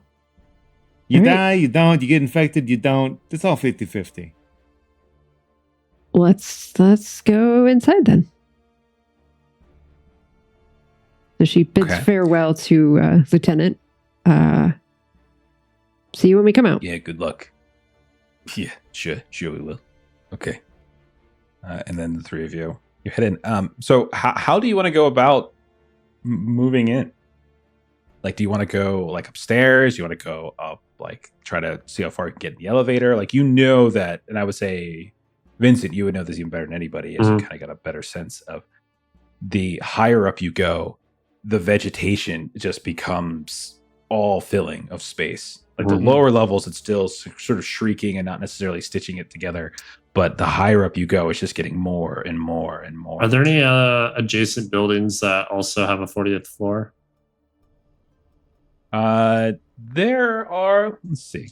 Nice idea. 50-50. This is the tallest building on the block, but there's definitely buildings nearby that could get you maybe half the way up. Yeah. Okay. That's what I'm kind of thinking. We'll get on the roof of a nearby building, and I'll use my matter manipulation to just bridge up a slope and get as high as we can from the side. I like that. Maybe once we're inside, I get this crazy idea. I saw you do some stuff with the metal there, right? Metal's great for conducting cold. Plants, they hate cold, right? So what if you do the metal thing, I channel some cold through it, we can kind of create a little bubble for ourselves. It won't, it'll work until it doesn't, sort of thing. Sure. I can turn things into metal and try and make a tube or a hallway for us to walk through. And then when it stops working, I'm just going to hide behind you, Indigo. I'll have something at the ready. We're making our own personal skywalk. This is great. Yeah. Scat. Okay. So you guys go in the neighboring building. You get access. You probably all have badges that say AB4 on it. Do we ever get an idea of what that means, by the way? Something. Joe, you said something. Yeah, I suggested Anomaly Bureau, Team 4. I like it. Okay. Yeah, Chad has a whole thing of we've got a beef with like one and 3 have been taken out already, and so we've got a beef with like 5 and 6 that are looking to replace us. Yeah, I like that, dude. That's like the premise of Second Contact. That's awesome. That's great. Okay, that's another genre kit I'm working on. Okay, so you guys go up to like the security. You're like Anomaly Bureau. You show your badge, and you're like, what is this? What's going on? And you're like, show me the roof. And like, so this like bumbling. This bumbling dude with a big old like Wilford Brimley mustache, and he's got like his newspaper tucked under his arm. He was like kind of like, "What's going on out there? I don't understand what's happening now. This is all kind of crazy. Like, why? So you're a cat? Is that what you're telling me? You're a cat? He is. He is. Yeah, we all have never seen a cat? We do. And you guys are like in the elevator as it's going up. Yeah, you hear like Celine Dion going on. You're like, hey, kitty. Let me ask you a question. Okay, like, when you go. Do you like, use a toilet? Do you do like a litter box? Like, I mean, sometimes if I want to mess with somebody, I do, but I don't flush. Because then at that point, they're impressed that I used it, so I can be an asshole and not flush. And then for me, it's funny. Yeah, that's pretty funny. Yeah, my wife's got cats. She loves cats. She's got like 4 or 5 of them. Yeah, it's great. Yeah. Yeah. And no, she's a real pain in the ass. That's why we got divorced. But she's got a lot of cats, that's for sure. Okay. Yeah. I was trying to be nice, but it's true. Most of us are assholes. So, yeah, it fits. Yeah. All right. Well, I don't know what that was going on next door, but I don't want nothing to do with it. But you're up at the roof down, and he kind of hits a button, door opens up. You guys go up like one final flight of stairs, and you're on the roof. It is still strangely dark in a way. Like there's still plenty of light, but there's still like this weird blackness above you. And you look up, and the moon is still not there. It's still not visible. Is it like not only that gone, or is it got like a color? It's just gone. Like obviously, it's got the eclipse kind of around it. I forgot the term. Yeah, but like you can't see it anymore. And it wasn't a full moon; it was like a 3/4 moon. And that in itself is kind of odd. When you're now that you're a little bit closer to the top of the building, you kind of look up and you can see that the very top of the building itself, which is maybe another 15 stories or 20 stories above, you can see like it's like swarming with something. You can see there's like there's little things moving around it. Like I'm not sure if it's like birds or if it's insects or something, but there's like this swarm of all these creatures that seem to be swarming around it in some way. So are you going to try to just like jet across as best you can, get up, maybe 10, 15 flights, as close to the top as possible? Or basically just making a big ramp going up as high as I can. I plan to detach it too. It'll kind of deface the side of the building that we're going off of because I'm stealing matter from it. And I picture it looks almost kind of like whenever you see someone like 3D printed, it's got all the weird like supports and things. It almost looks organic the way that it's extending. It's trying to when we get to the other side, I'm just going to make a hole in the wall, right? That's what you want me to do. Like I get over there and I just break the glass. Okay. Yeah. Let's you have a Kool-Aid Man tattoo? It'd be cool if you did. Something like that. She's just looking around as she does, like trying to find what she's gonna pull out when we get to the other side. All right, we'll call getting across a task as opposed to a test. It'll work. It'll just be you guys are very, very high up. None of you have flight, so I do feel like if any of you fall off, like it would probably kill you or at least hurt you. I've got time manipulation to slow us a little bit, but you could, yeah, for sure. Well, that's time manipulation. That's not necessarily velocity manipulation. So you're just slowing the amount of time it takes before, because it doesn't adjust terminal. It wouldn't adjust like velocity, right? It would just adjust like it'd give me time to make a ramp under me. To think about. Oh, okay, yeah, that's fair. Yeah, maybe I'll do like the Iceman ramp or something. Yeah. All right. So we'll just call it. We'll just say it's a low task. So 3 strain total. Okay. You guys can divvy that up however you want. As you all get this thing up and you start crossing it, it's a little terrifying at times as you're looking down and you can see just the array of people, maybe 30 20, 25 stories, something like that. All the way down below you, you can even up here see some of the blinking, flashing lights from time to time. You still hear the sounds of like helicopters in the area, but none of them are getting too close. Occasionally a spotlight will sweep against the side of the building. But you do get to the other side, and this is where you're standing right just a couple feet away from what looks like a layer of veg. You can't even see the side of the building anymore. It's just pure green and brown, and occasional like little pods of this brownish red here and there that look like they're in the middle of like not sprouting necessarily, but like they might be like flowers that open up at some point. All that seems to happen. So what are you doing then, Indigo? Because you said you wanted to do something. Indigo's been kind of looking around and being like, where did I put that? Where did I put that? And so she's gonna kind of look at the back of her arm, and she has a tattoo of a rhino. And so basically what you're gonna see is this kind of like appearing sort of behind us is going to be this like not full size obviously, but more kind of like fitting. You're just going to see this like rhinoceros that just sort of like appears, and then she's just going to kind of like slap it on the backside so that it like that's how she's going to like break through the building, like the glass of the building is just like the horn of like the rhinoceros head is just like ramming into the side of the building. Absolutely. This just absolutely happens. You manifest this mini rhinoceros, slap it on the ass, and it just veers forward, smashes into it. You see it tearing through, and then it leaves this hole behind. You can see it's dragging with it, though, all of these vines and branches and blooms and leaves. And as it's making a hole in the wall, like this outer vegetative shell, and then the wall of the building, you notice that it's really kind of burrowing in some way, as you see crisscrossing on the inside, or all these different vines and things. It's very dark, so it's hard to see. How long do you think the rhino goes before it dissipates? I would say anything that she pulls up probably lasts just a few minutes. And then you kind of see like, so wherever it had been on her is suddenly like a blank spot while it's sort of out doing its thing. And then you just see it kind of like reappear kind of exactly where it was on her body. And then like it's done. So I'm going to say like 3 minutes. I love picturing it like it's just fading like a bad tattoo too as it's like disappearing. I take it back. It's such a cool man. That's amateur hour bullshit. That was great. I like my biology stuff. It's but it's really making a hole through.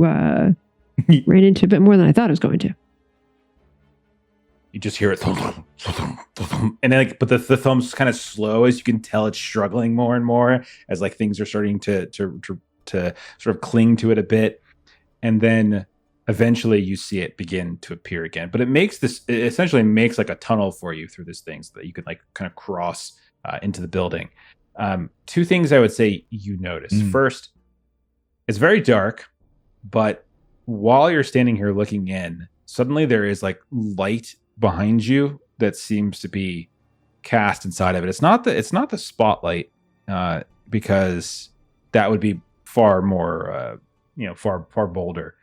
But when you look over your shoulder, you can see where the moon is, where that darkened eclipse is. You see kind of cutting through it, almost like cutting it in half. You see this streaking light, like a falling star or comet or something like that, just streaking through the middle of the moon itself. And it's very slow moving, but it kind of just manifests at one point. That it's just a little bit of light, just enough for you to notice that something's going on behind you. The moon is still mostly covered up by shadow. The other thing you notice, and maybe this is whoever's got biology, I think that was Indigo, right? Yeah. Okay. You notice that even though your rhino just made this hole, you can already see the edges are slowly starting to stitch themselves back up together. Yeah, I don't like that. I don't like that we can't see the moon. I don't like that now there's a comet or something. But that we don't have a lot of time. Okay. Yeah, so I'm going to do, for lack of a better term, like a cone of cold sort of thing, kind of take that chill of the grave, just kind of like the chill in the air, the condensation starts solidifying, kind of push back the regrowth of the plant life here. Okay. They'll definitely slow it enough time. Like, you guys have time to like get through here. Like that shouldn't be an issue. Yeah. Cool. Do you guys go inside? Of course we do. Yeah. What floor is this that we're making it in on? Yeah, you guys, I think we were saying maybe the other building was maybe 20, 25 stories. So maybe you're at like, 30 to 35, somewhere in that range. You're in the 30s somewhere. That's kind of what I was thinking. Cool. Great job with that skywalk thing. That was pretty cool. Thanks.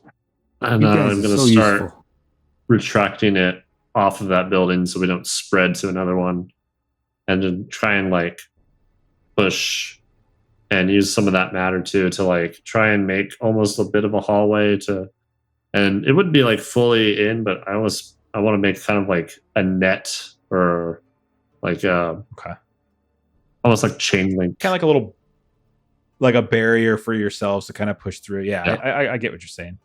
Yeah, we can say that. We can say you repurpose it. It's fine. Mm-hmm. Okay. All right. So you go inside. Yep.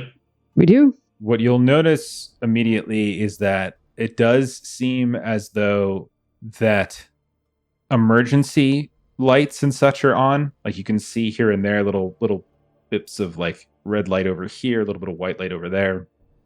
But the overhead lights that would normally illuminate the hallway and some of the sort of the side suites and things, those seem to not be working.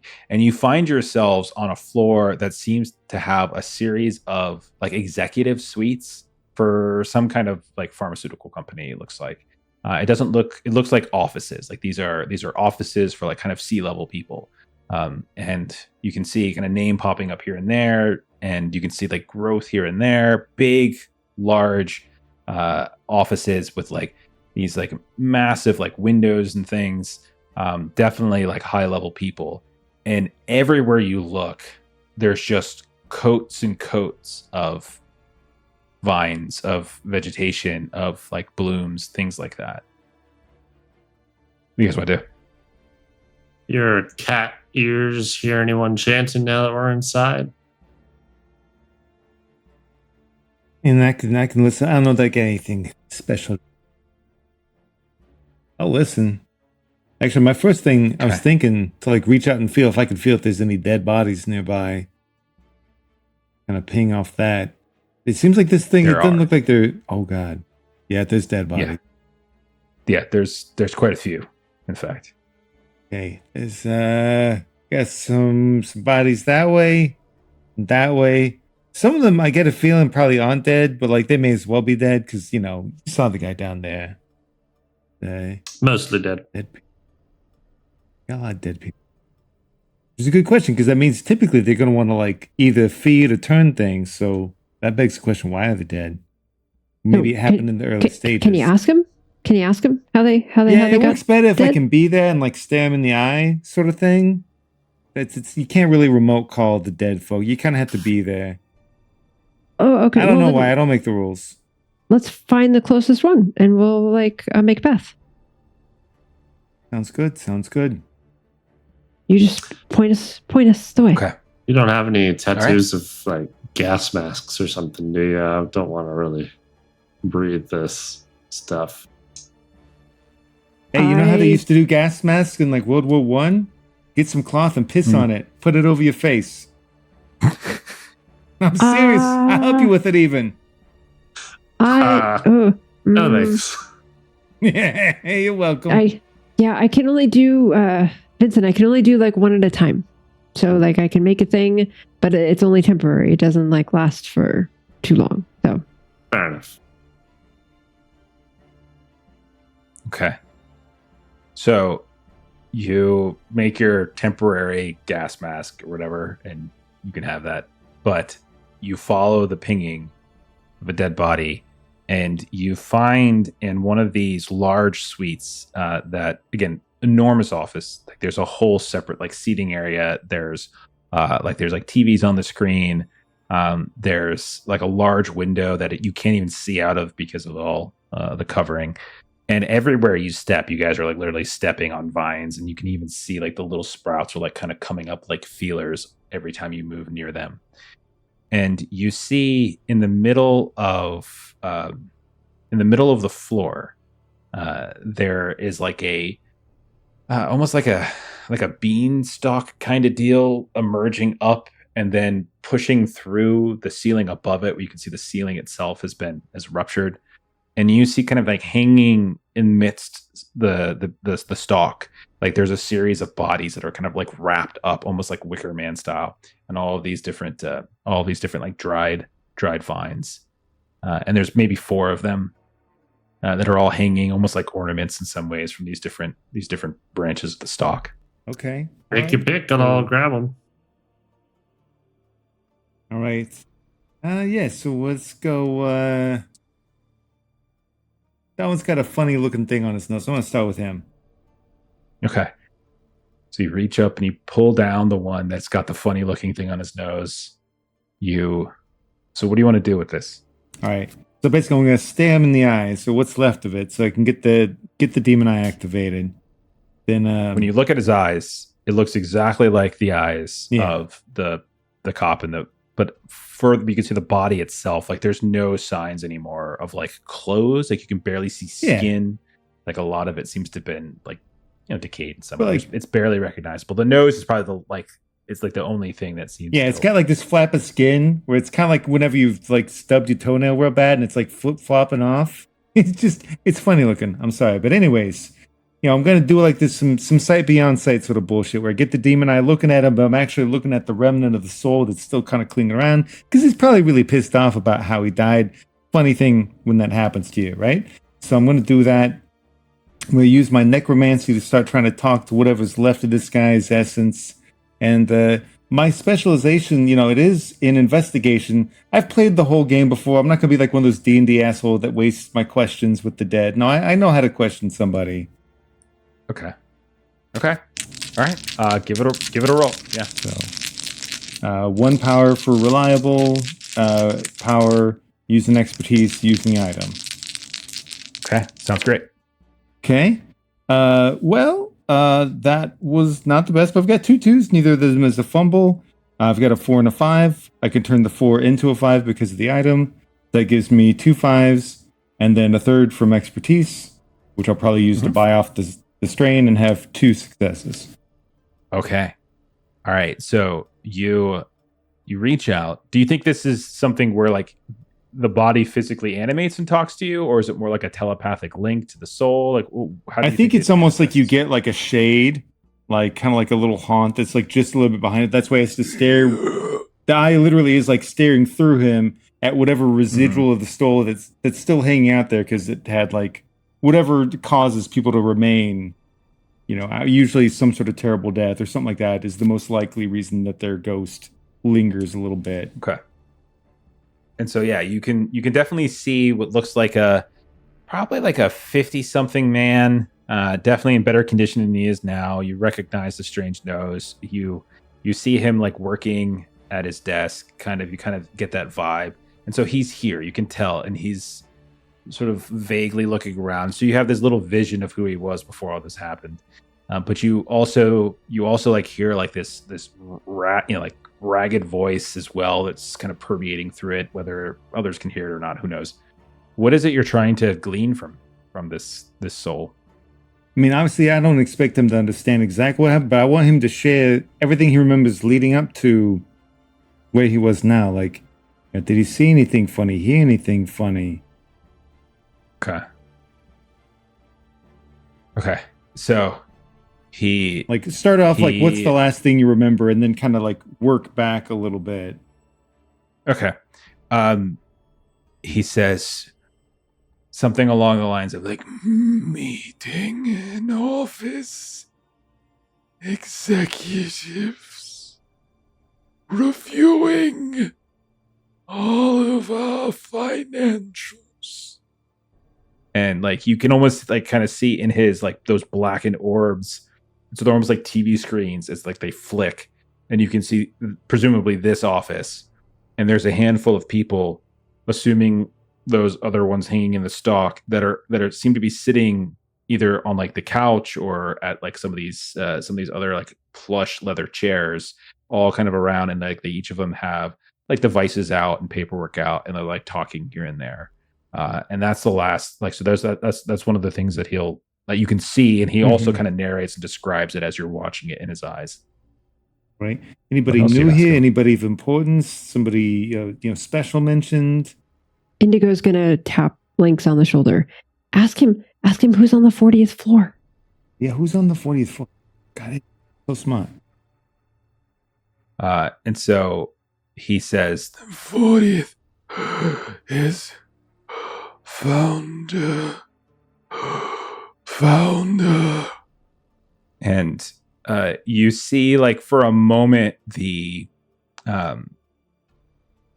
vision in the eyes shifts as like another figure walks in, and you kind of only get, it's one of those things where you kind of only get this like shimmering shadow, and like they come in and everyone you can tell is nervous, like when somebody of higher rank, and again, this is like a C-level suite. These are like probably like executive officer, operating officer, etc. And so they kind of get nervous in some ways. And you see this figure walk in with, like, you can tell they're wearing a suit, but the suit itself seems almost like fuzzy in the view. And like they're saying a few things, they're kind of talking. You can hear like the sounds of sort of business speak. And then he lays something down on the on like the table between them. And then that shape kind of shifts and moves back like out of your view, like almost like towards where you're looking. And you can see like there on the table is like some kind of I'm not sure if it's like a charcuterie board or some kind of like basket of snacks of some kind, like something that's been sat right in. There's like a nice bit of wine in there and all these little things that are inside of it. And like each of them kind of reaches over and like one of them picks up the wine and like looks at it. And then some of them gets like a wedge of cheese and kind of looks at it. And like they're all kind of pulling things from this basket. Weird. They got a gift or something?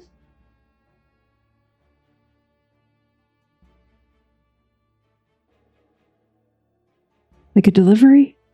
Yeah, I'm not sure exactly what that is. And this guy's weird. His suit's all wrong.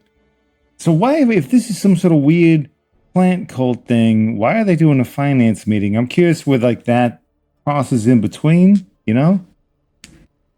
Well, maybe like, because we're not like at 40 yet. So like they were just like doing their day and like they're like not related to it at all. It just kind of happened to them. Maybe. I don't know.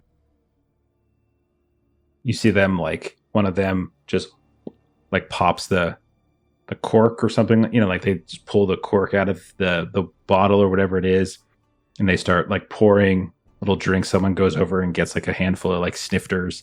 They kind of like little, they're not the right glasses, but they set it down and they start pouring it out, and like all of them start drinking and toasting here and there. You see all of this kind of happening in the eyes. And then as like this is happening, like this like rapid fire series of events, like the conversation is moving even faster. It's like faster and moving, this and this, laughing, ha ha ha ha, pointing. And all of a sudden, one of them like starts to almost like they're choking, and then doubles over onto the ground. And then the next one kind of doubles over onto the ground. One by one, they all double on the ground. This is all just moving faster and faster. And then you see sprouting up from inside of their bodies, you just see like this large sprout. These leaves just starts to unfurl from each of their bodies and starts to drift along in these different directions. And they all kind of manifest in the middle, and they start winding until like that beanstalk grows and then just juts upward, lifting the bodies off the ground. Okay, so like, get what's probably a stupid idea, but like, hey, I know trying to find like a working computer, a database in this place, in the state it's in, probably a really stupid idea. But we know that was the asshole that brought this shit in, right? And if we could find out who was the dude that showed up earlier today for the meeting, then we know who the asshole is. We know where he's from. Bada bing, bada boom. We backtrack. We learn some shit about him. And maybe we found a way to like counter cult this nonsense. So I think I can help with that. And so Indigo's gonna kind of look kind of on her left, like right around her left knee. And you see that she wants to basically create like a walkie-talkie that she wants to use to like call down to Sipowicz. And she just kind of hear kind of the little click, sound, like the staticky click sound on like the walkie. Lieutenant? And we'll say like there's a little bit of static. And then he's like, what the hell is this? Get off this channel. Get off this frequency. This is the official frequency, what official business. Yeah. Get off this. Yeah. It's the three of us who we said we were going up in the building. The three of us. Yeah. It's UAB folks. Yeah. Yeah. Hey, can any of your men look in like the lobby and see if somebody registered a delivery of some like food baskets or something? What did I tell you about you giving me orders? What did I say about you giving me orders? If there was a thing that if you had this great idea, the great idea that you would have might be to go and see if the front desk has any record of any kind of like food deliveries that got delivered this morning. If you were to have such a good idea, that would be a great idea that you might have. You hear like the static comes back, and then there's like a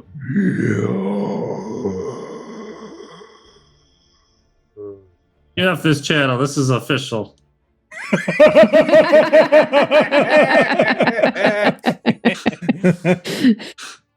You then realize that sound is being echoed in the room, and you look at these other bodies that are hanging down limply. Not the one that you've communicated with, Jinx, but you see the other four, I think it was. And then they all like suddenly wake, and you can see their eyes are still black, and like there's all these vines and leaves and things that are starting to pour from them, and they just swing down and they launch themselves at you. And I think we're going to go into a confrontation. Oh shit! Boy. Okay. Oh no. Lieutenant. That's Lieutenant. All right. Oh no. Okay. I'll say it's going to lunge at, because you're the one doing. You have the walkie-talkie. I'm going to say it's going to go to Indigo first. You get the first action as one of them kind of lunges itself down at you as you're trying to like kind of get this walkie, and you see this. You hear the sound coming out of it, and then you hear the echo. You look back, and this thing is swinging down on top of you, and it's barely human anymore. It's still somewhat human in shape, but everything, like all of the skin, the clothing, has all kind of been restitched and refibered as like vines and all sorts of things.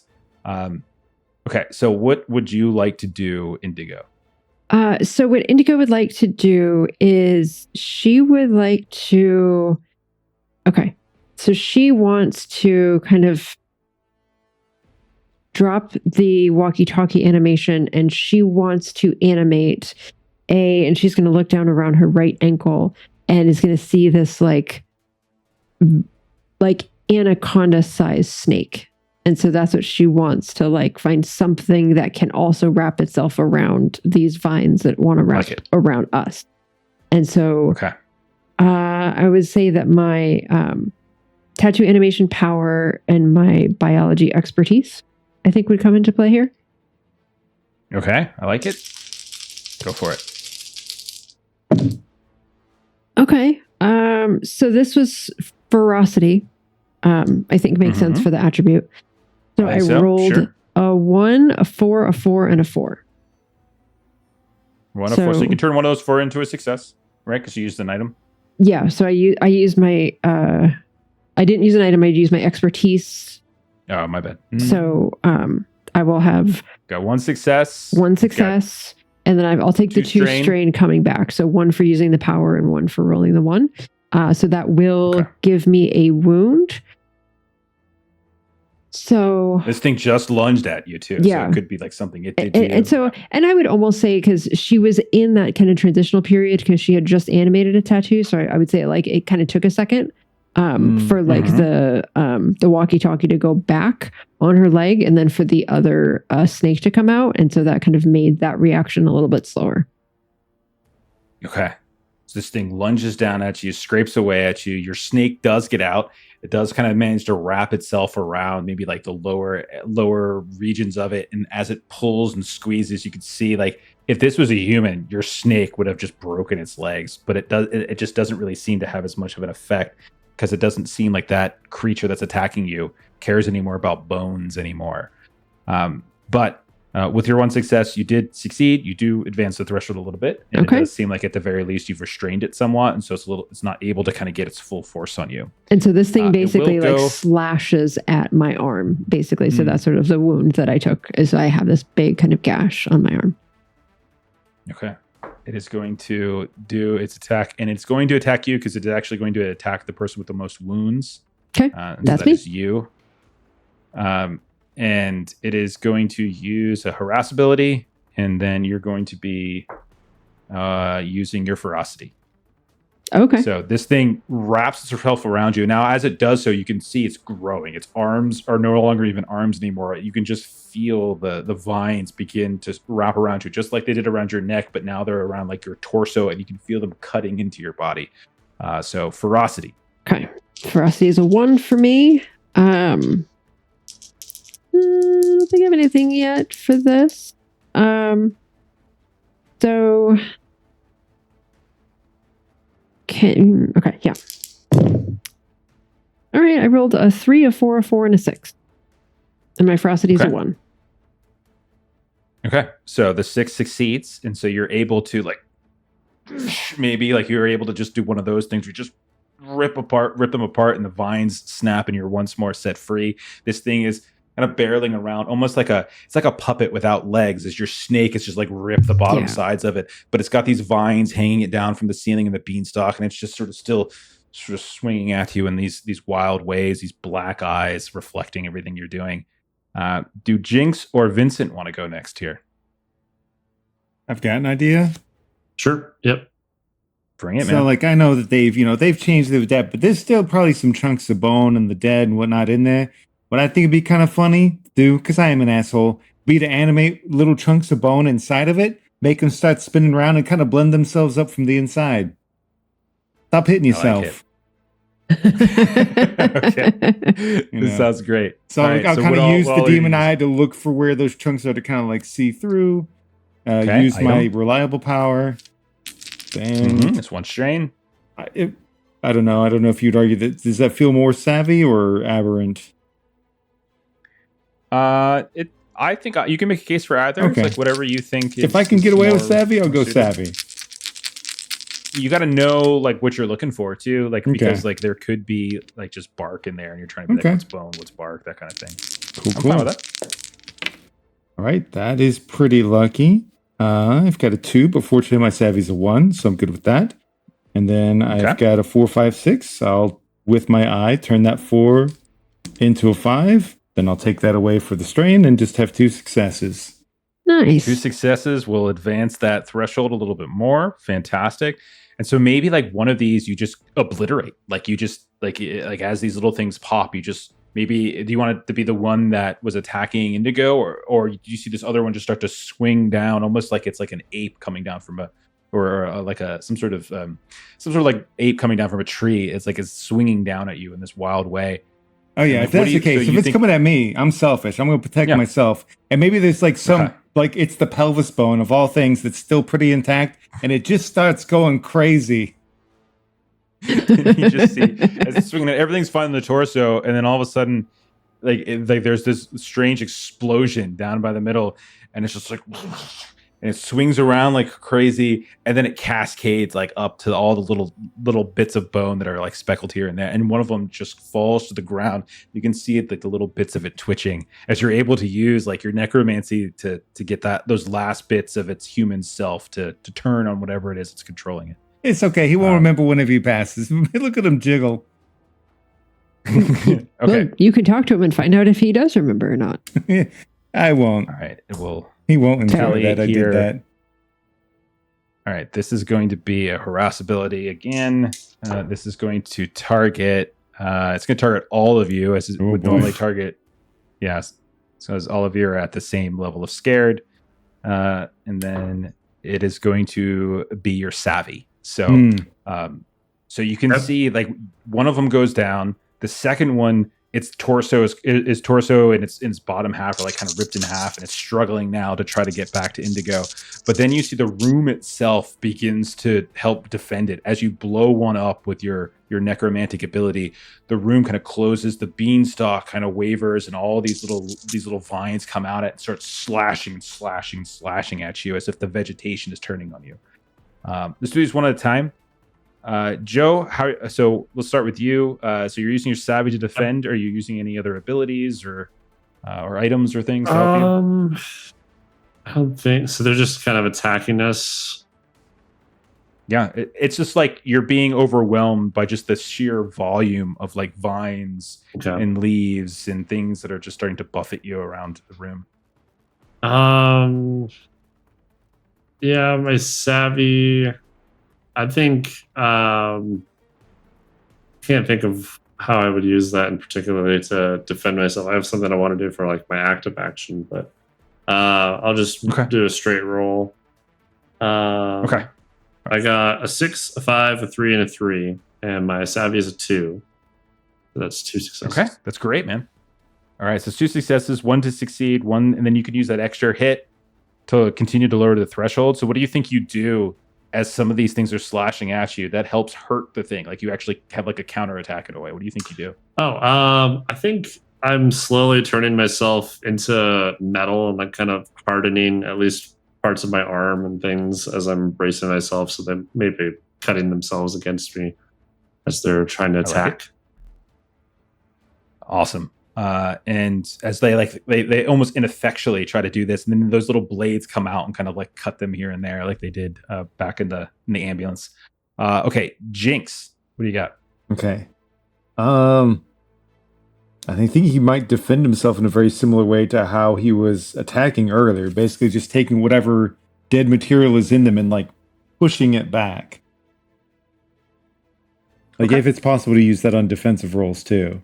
Well, in this case, like, I mean, normally you can, but I think, like, in this case, it's the room. It's just the room. I gotcha. So it's not necessarily like the bodies with the dead pieces in them anymore. In that case, I don't think I've necessarily got a great thing. I think I will just roll savvy. I don't know that I've got a good way to leverage my other stuff. Which I still did okay. You know, I got a 4 and a 5, a 2 and a 3. You know, that's still 1 success. That's all you need, man. That's all you need. Your savvy's a 1, I assume. Is that right? I can't remember. Okay. Yeah. And so you succeed. You're able to sort of dodge and weave and kind of sort of calculate, maybe find somewhere to take cover as you move about. With the hollow chunk of that gorilla-looking guy, I'd crawl just underneath it. Just slide under. Okay. Okay. And then we come to Indigo. Melissa, how do you want to defend? So the way that she wants to defend is she has her professional item is a tattoo gun.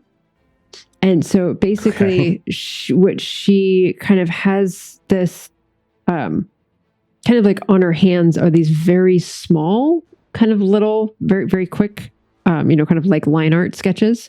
And so she's just going to do a very quick shears. And so that's kind of how she wants to defend, is with these like insta shears. They just don't last very long because they're not sort of the well done kind of tattoos that she has. So it's just sort of a like comes up super quick, does a thing, and then goes away like instantly. Okay, go for it. So my savvy is a 3. So it was a 3? Oh, okay. I knew someone had a 3 in here. Okay. Yep, that's me. Okay. Okay, so it's a 1, a 3, a 4, and a 5. Okay. And I'm using my item, so 4 can become a 5. Turn. Yeah, I'll do that. And I'll take the 2 strain back. Okay. So you got. I mean, by my count, you've got 2 hits and 2 fumbles. So one of those you succeed at, right? Yep. One of those cancels out one of your strain, so you only take 1 strain back. Yep.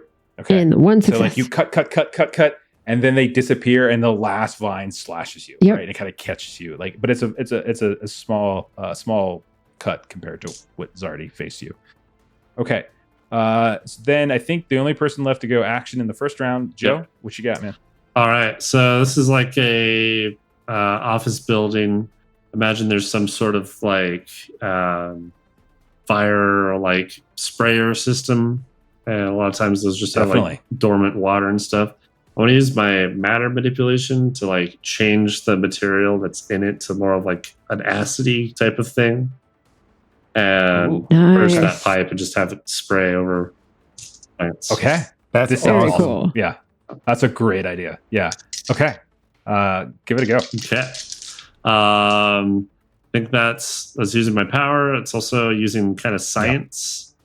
I think that's fair. To kind of calculate what's the best like material to turn this into, like what's the best substance to turn into, for sure. Okay. I'm loving the visuals of everything that everybody is doing. Yeah, it's so cool. This team would look really cool in a comic. Yeah, right? Would be. Yeah. So I think that's just 4 dice and then a +1 hit. So. Okay, 4 dice and a +1 to hit. Got it. I rolled a 5, a 3, a 3, and a 2. Oh, I guess I didn't choose. I think it's savvy because it's more intelligent. Yeah. Trying to figure out where the lines are, trying to figure out what thing to shift. Yeah, I think that makes perfect sense. 5, a 3, a 3, and a 2. What's your savvy? Yeah, my savvy is a 2. So I got 2 hits and 1 fumble and cancel out one of the fumbles.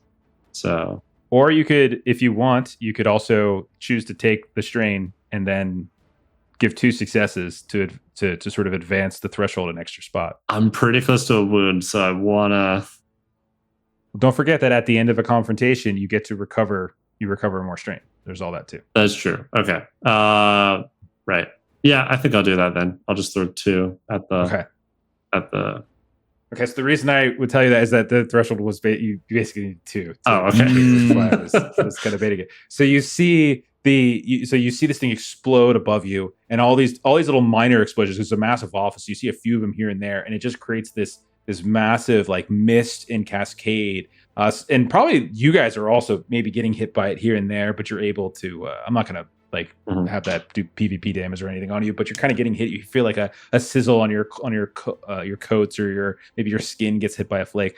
But you see like this intense withering as all of those various vines and things that are slashing out at you begin to kind of flake down, and even those figures that were once part of like the C-level executives, those also start to shrivel up at this point, and all you can see left from them are like these 2 blackened eyeballs, a couple bits of bone, and then like this brown shriveled, like years hasn't been watered in years kind of look to it.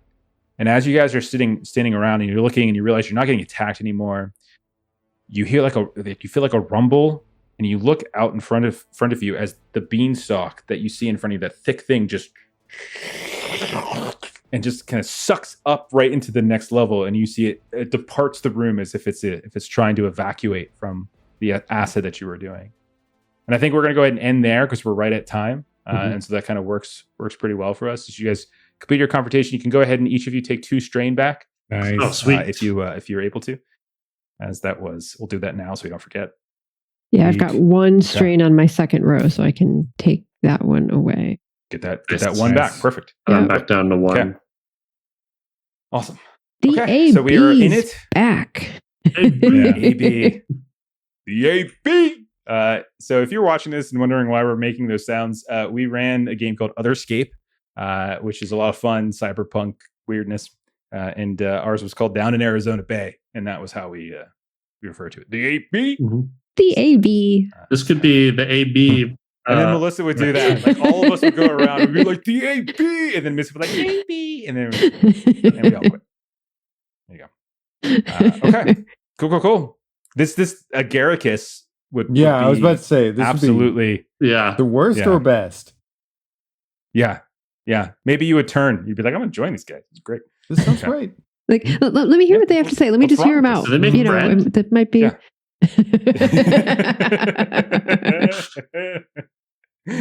All right. Okay, that's it for us then. So let's do a couple closing plugs. We'll get on out of here. Joe, do you remember what's going on with DOK? Is it Wednesday and Friday this week? Wednesday, I think, is Savage Rifts. Are you guys still playing in that? Is Jeremy in that? Mm-hmm. I think. Yeah, I think still Savage Rifts. Okay. Yep.